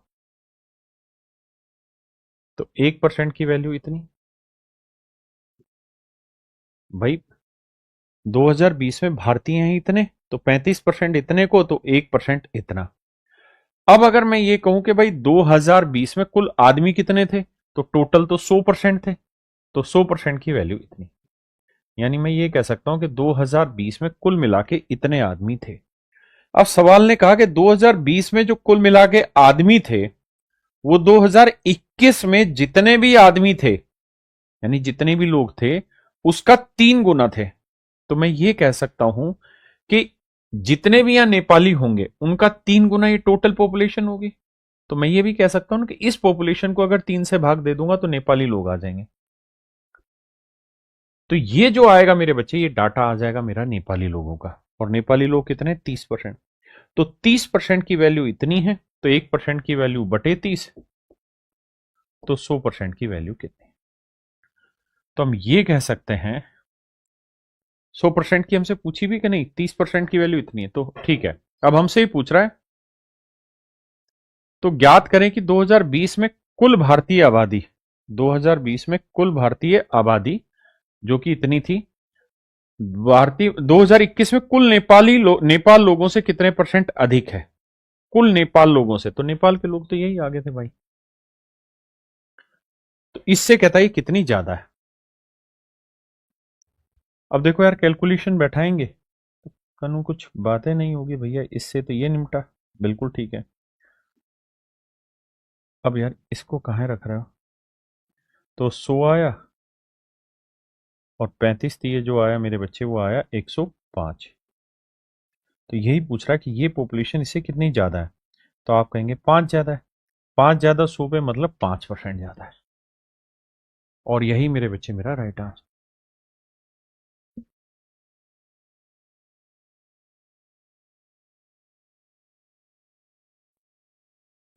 देखिए मेरे भाई, बेसिक कैलकुलेशन है, बहुत कुछ ज़्यादा है नहीं। सवाल में ये कह रहा है कि यदि वर्ष 2018 में अफगानिस्तान के कुल लोगों की संख्या 2340 है, 2018 में अफगानिस्तान लोगों की संख्या यानी 25% है, तो 25% रिप्रेजेंट कर रहा है 2340 को, तो 1% की वैल्यू इतनी, तो 100% की वैल्यू कितनी?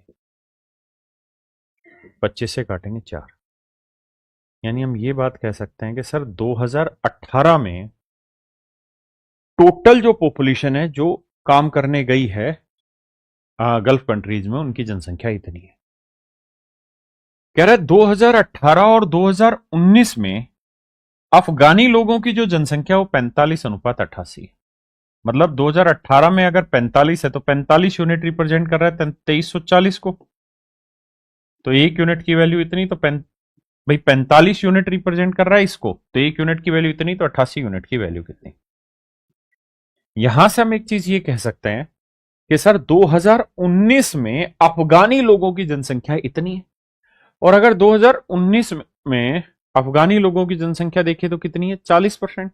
तो अगर अफगानी 40% है तो 40% रिप्रेजेंट कर रहा है इसे, तो 100% की वैल्यू कितनी? आपने कहा ठीक। तो अब हमने निकाल दिया कि 2019 में काम करने वाले लोग कितने गल्फ कंट्री में, और कह रहे जी दोनों का जोड़ बताओ। तो बाबू जोड़ करना ही है, और कोई उपाय तो है नहीं। देखो जी, 45 चौक 180, 180 में जीरो गया, बचा 18। 18 को 9 से काटेंगे, 9 दूनी 18, 9 दूनी 18, 9 छिक 54, 2 से काटा 13। अब देखो यार, यूनिट डिजिट से तो बात बनेगी नहीं, अगली अंक पकड़ते हैं, 0, 4 चौक 16, और 4 तिये 12 और 1 13, 4 दूनी 8 1 9। अब यहां देखते हैं मेरे बच्चे, अब देखना भाई, यूनिट डिजिट 0 के बाद 4 आएगी, और तेरी के 6 4 10, 2 0 आ रही है, गुना करना पड़ेगा भाई। देखो भाई, 13 8 104, हासिल 10, 13 8 104 और 10 114।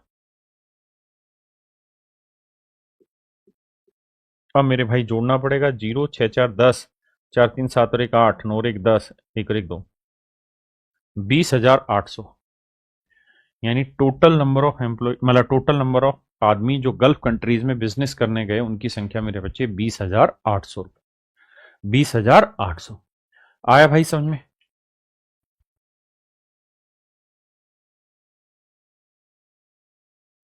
देखिए बाबू, सवाल में कह रहा है कि भाई 31 से 35 नंबर में ये कुछ आइटम है, जैसे बैग, शर्ट, ग्लासेस, पेंट्स और बुक। ये मेरे बच्चे इनकी कॉस्ट प्राइस है, और ये इस कॉस्ट प्राइस पे लगा प्रॉफिट, और ये है इन पे लगा डिस्काउंट।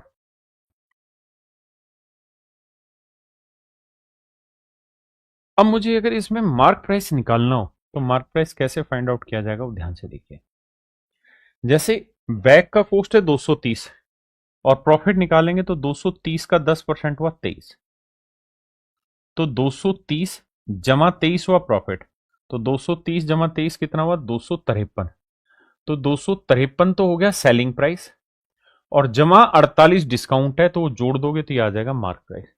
जोड़ोगे तो 8 और 3 11, 5 4 9 और 1 10, भाई 8 और 3 11 का 1 हासिल 1, 5 4 9 और 1 10 की 0 हासिल 1, 2 और 1 3, 301। ऐसे ही 320 पे 15% प्रॉफिट निकालेंगे, तो देखो मेरे बच्चे, 300 पे 15% 45, और 20 पे 15% 3, तो 48 का प्रॉफिट आ गया। तो ये हो गया 300 20 जमा 48, तो आप कहोगे 368 जमा 96। अब जोड़ो कैसे, 100 ले लो तो 468, 4 और घटा दो तो ये आएगा 464। नाराज क्यों भाई? अब आइए, जैसे यहां निकालना हो 200, 200 का 25% कितना बना, 50। तो भैया 250 ये हो गया, 35 इसका डिस्काउंट हो गया, तो 285 हो गया इसका मार्क प्राइस। ऐसे समझना है कि इसका मतलब क्या, अर्थ क्या है मेरे बच्चे। 450 का 12% निकालेंगे मेरे भाई, तो 450 का 12%, ये बताओ 400 का 12% कितना होगा, तो सर 48, और 50 का 12% 6, तो भैया 48 और 6 54, जमा 72, तो भैया 450 और 50 504 है, तो 576, ये हो गया इसका एमआरपी। और अब आखिरी प्रोडक्ट पे आते हैं, तो 140 का 20%, 14 दूनी 28, तो जब भाई 28 का हो गया मेरे बच्चे क्या यहाँ पे, डिस्काउंट ना प्रॉफिट।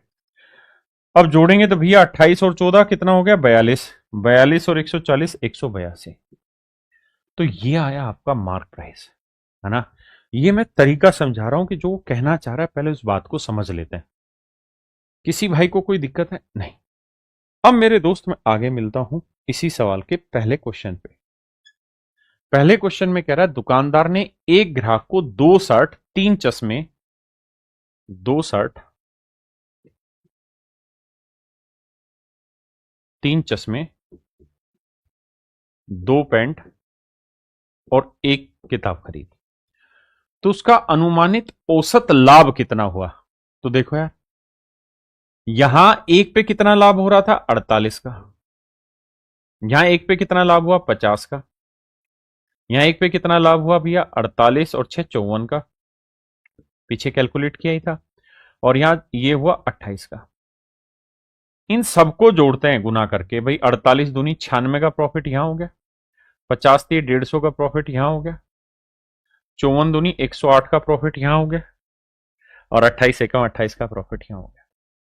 इन्हें जोड़ेंगे तो 8 और 8 16 और 6 22 का 2 हासिल 2, 9 और 5 14 और 2 16 और 2 18 का 18 हासिल 1, 1 और 1 2 और 1 3, 382। तो कहने का मतलब मेरे बच्चे 382 रुपए आ गया ओवरऑल प्रॉफिट। और आर्टिकल कितने हैं, 2 और 3 5, 2 7 और 1 8, तो 8 से भाग देते हैं, 8 दिए 24, 8 चौक 32, बचा 6, 8 7 56, 47 पॉइंट समथिंग है, तो वही मेरा आंसर है, यानी ऑप्शन बी। ऑप्शन बी मेरा राइट आंसर।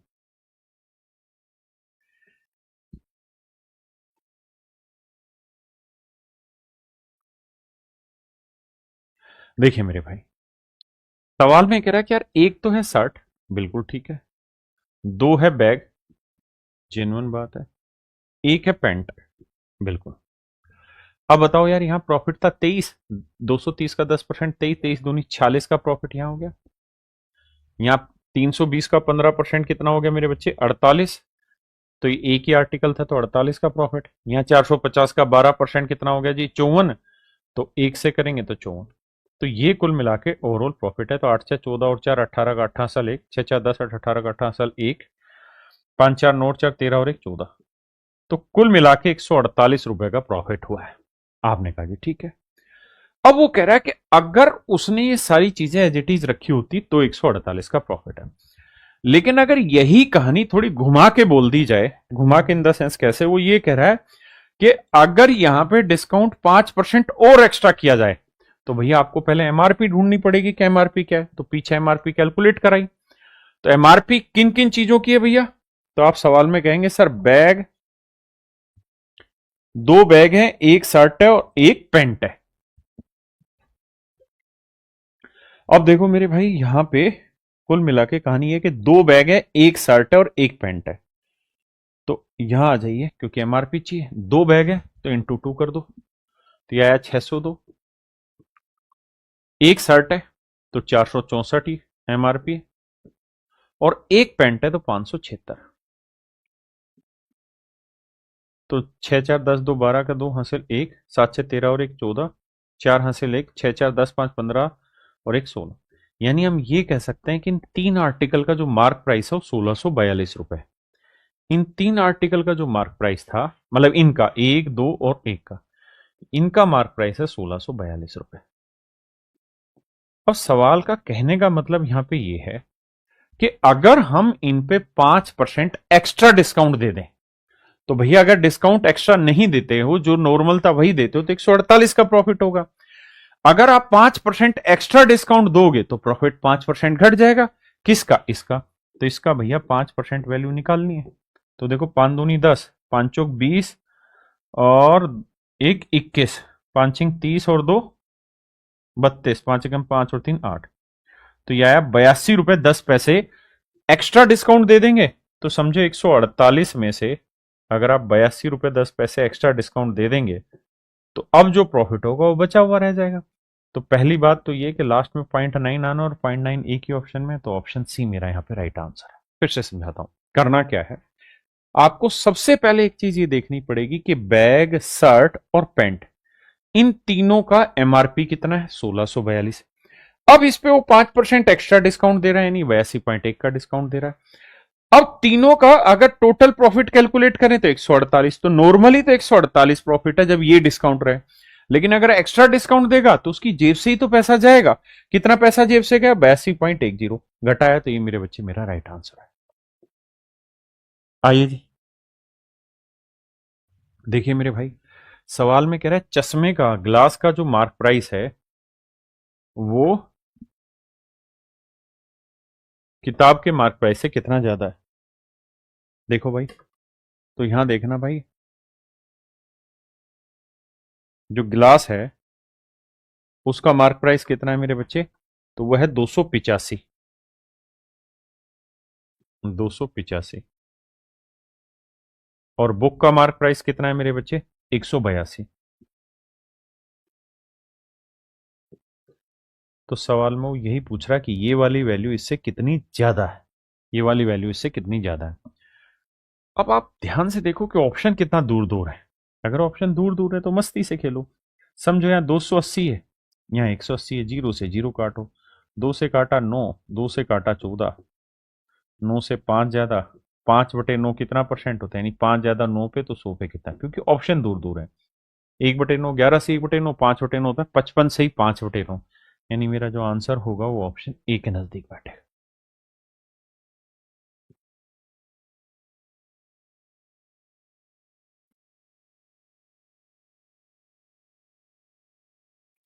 देखिए मेरे भाई, सवाल में ये कह रहा है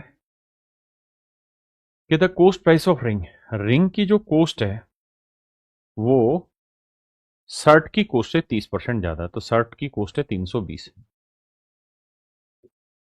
इससे 30% ज्यादा, 30% का मतलब 130% के बराबर है। कहता है भैया जो अंगूठी है उसकी लागत शर्ट की कीमत का से 30% ज्यादा, मतलब 130% है। तो 13 दूनी 26, 13 ती 39 और 2 41। तो मेरे प्यारे बच्चों, मेरा मतलब यहां पे आया 416। यानी हम ये कह सकते हैं कि जो अंगूठी है, रिंग है, उसका जो कोस्ट प्राइस है वो मेरे बच्चे 416 रुपए है। वो कितना है जी? 416। अब सवाल में कह रहा है क्या कि यार दुकानदार इस पे 35% का डिस्काउंट देके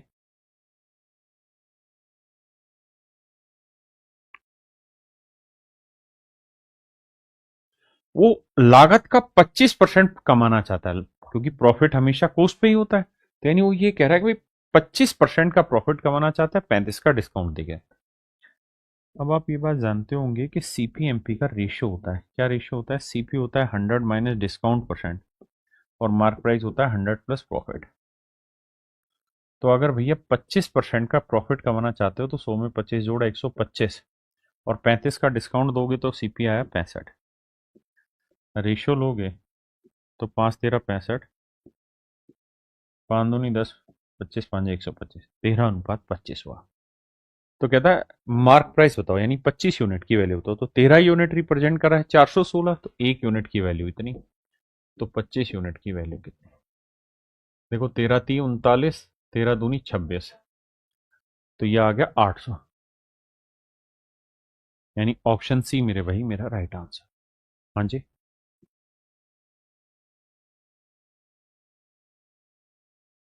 देखिए मेरे भाई सवाल में कह रहा है दुकानदार द्वारा बेचे गए चश्मे, ग्लासेस पे और किताब पे डिस्काउंट परसेंट बताइए क्या हो। तो मेरे भाई ये बताओ, ग्लास जो है उसका मार्क प्राइस कितना है, 285। तो 285 है इसका मार्क प्राइस, और ग्लासेस पे ऊपर डिस्काउंट कितना दे रहे हैं जी, 35।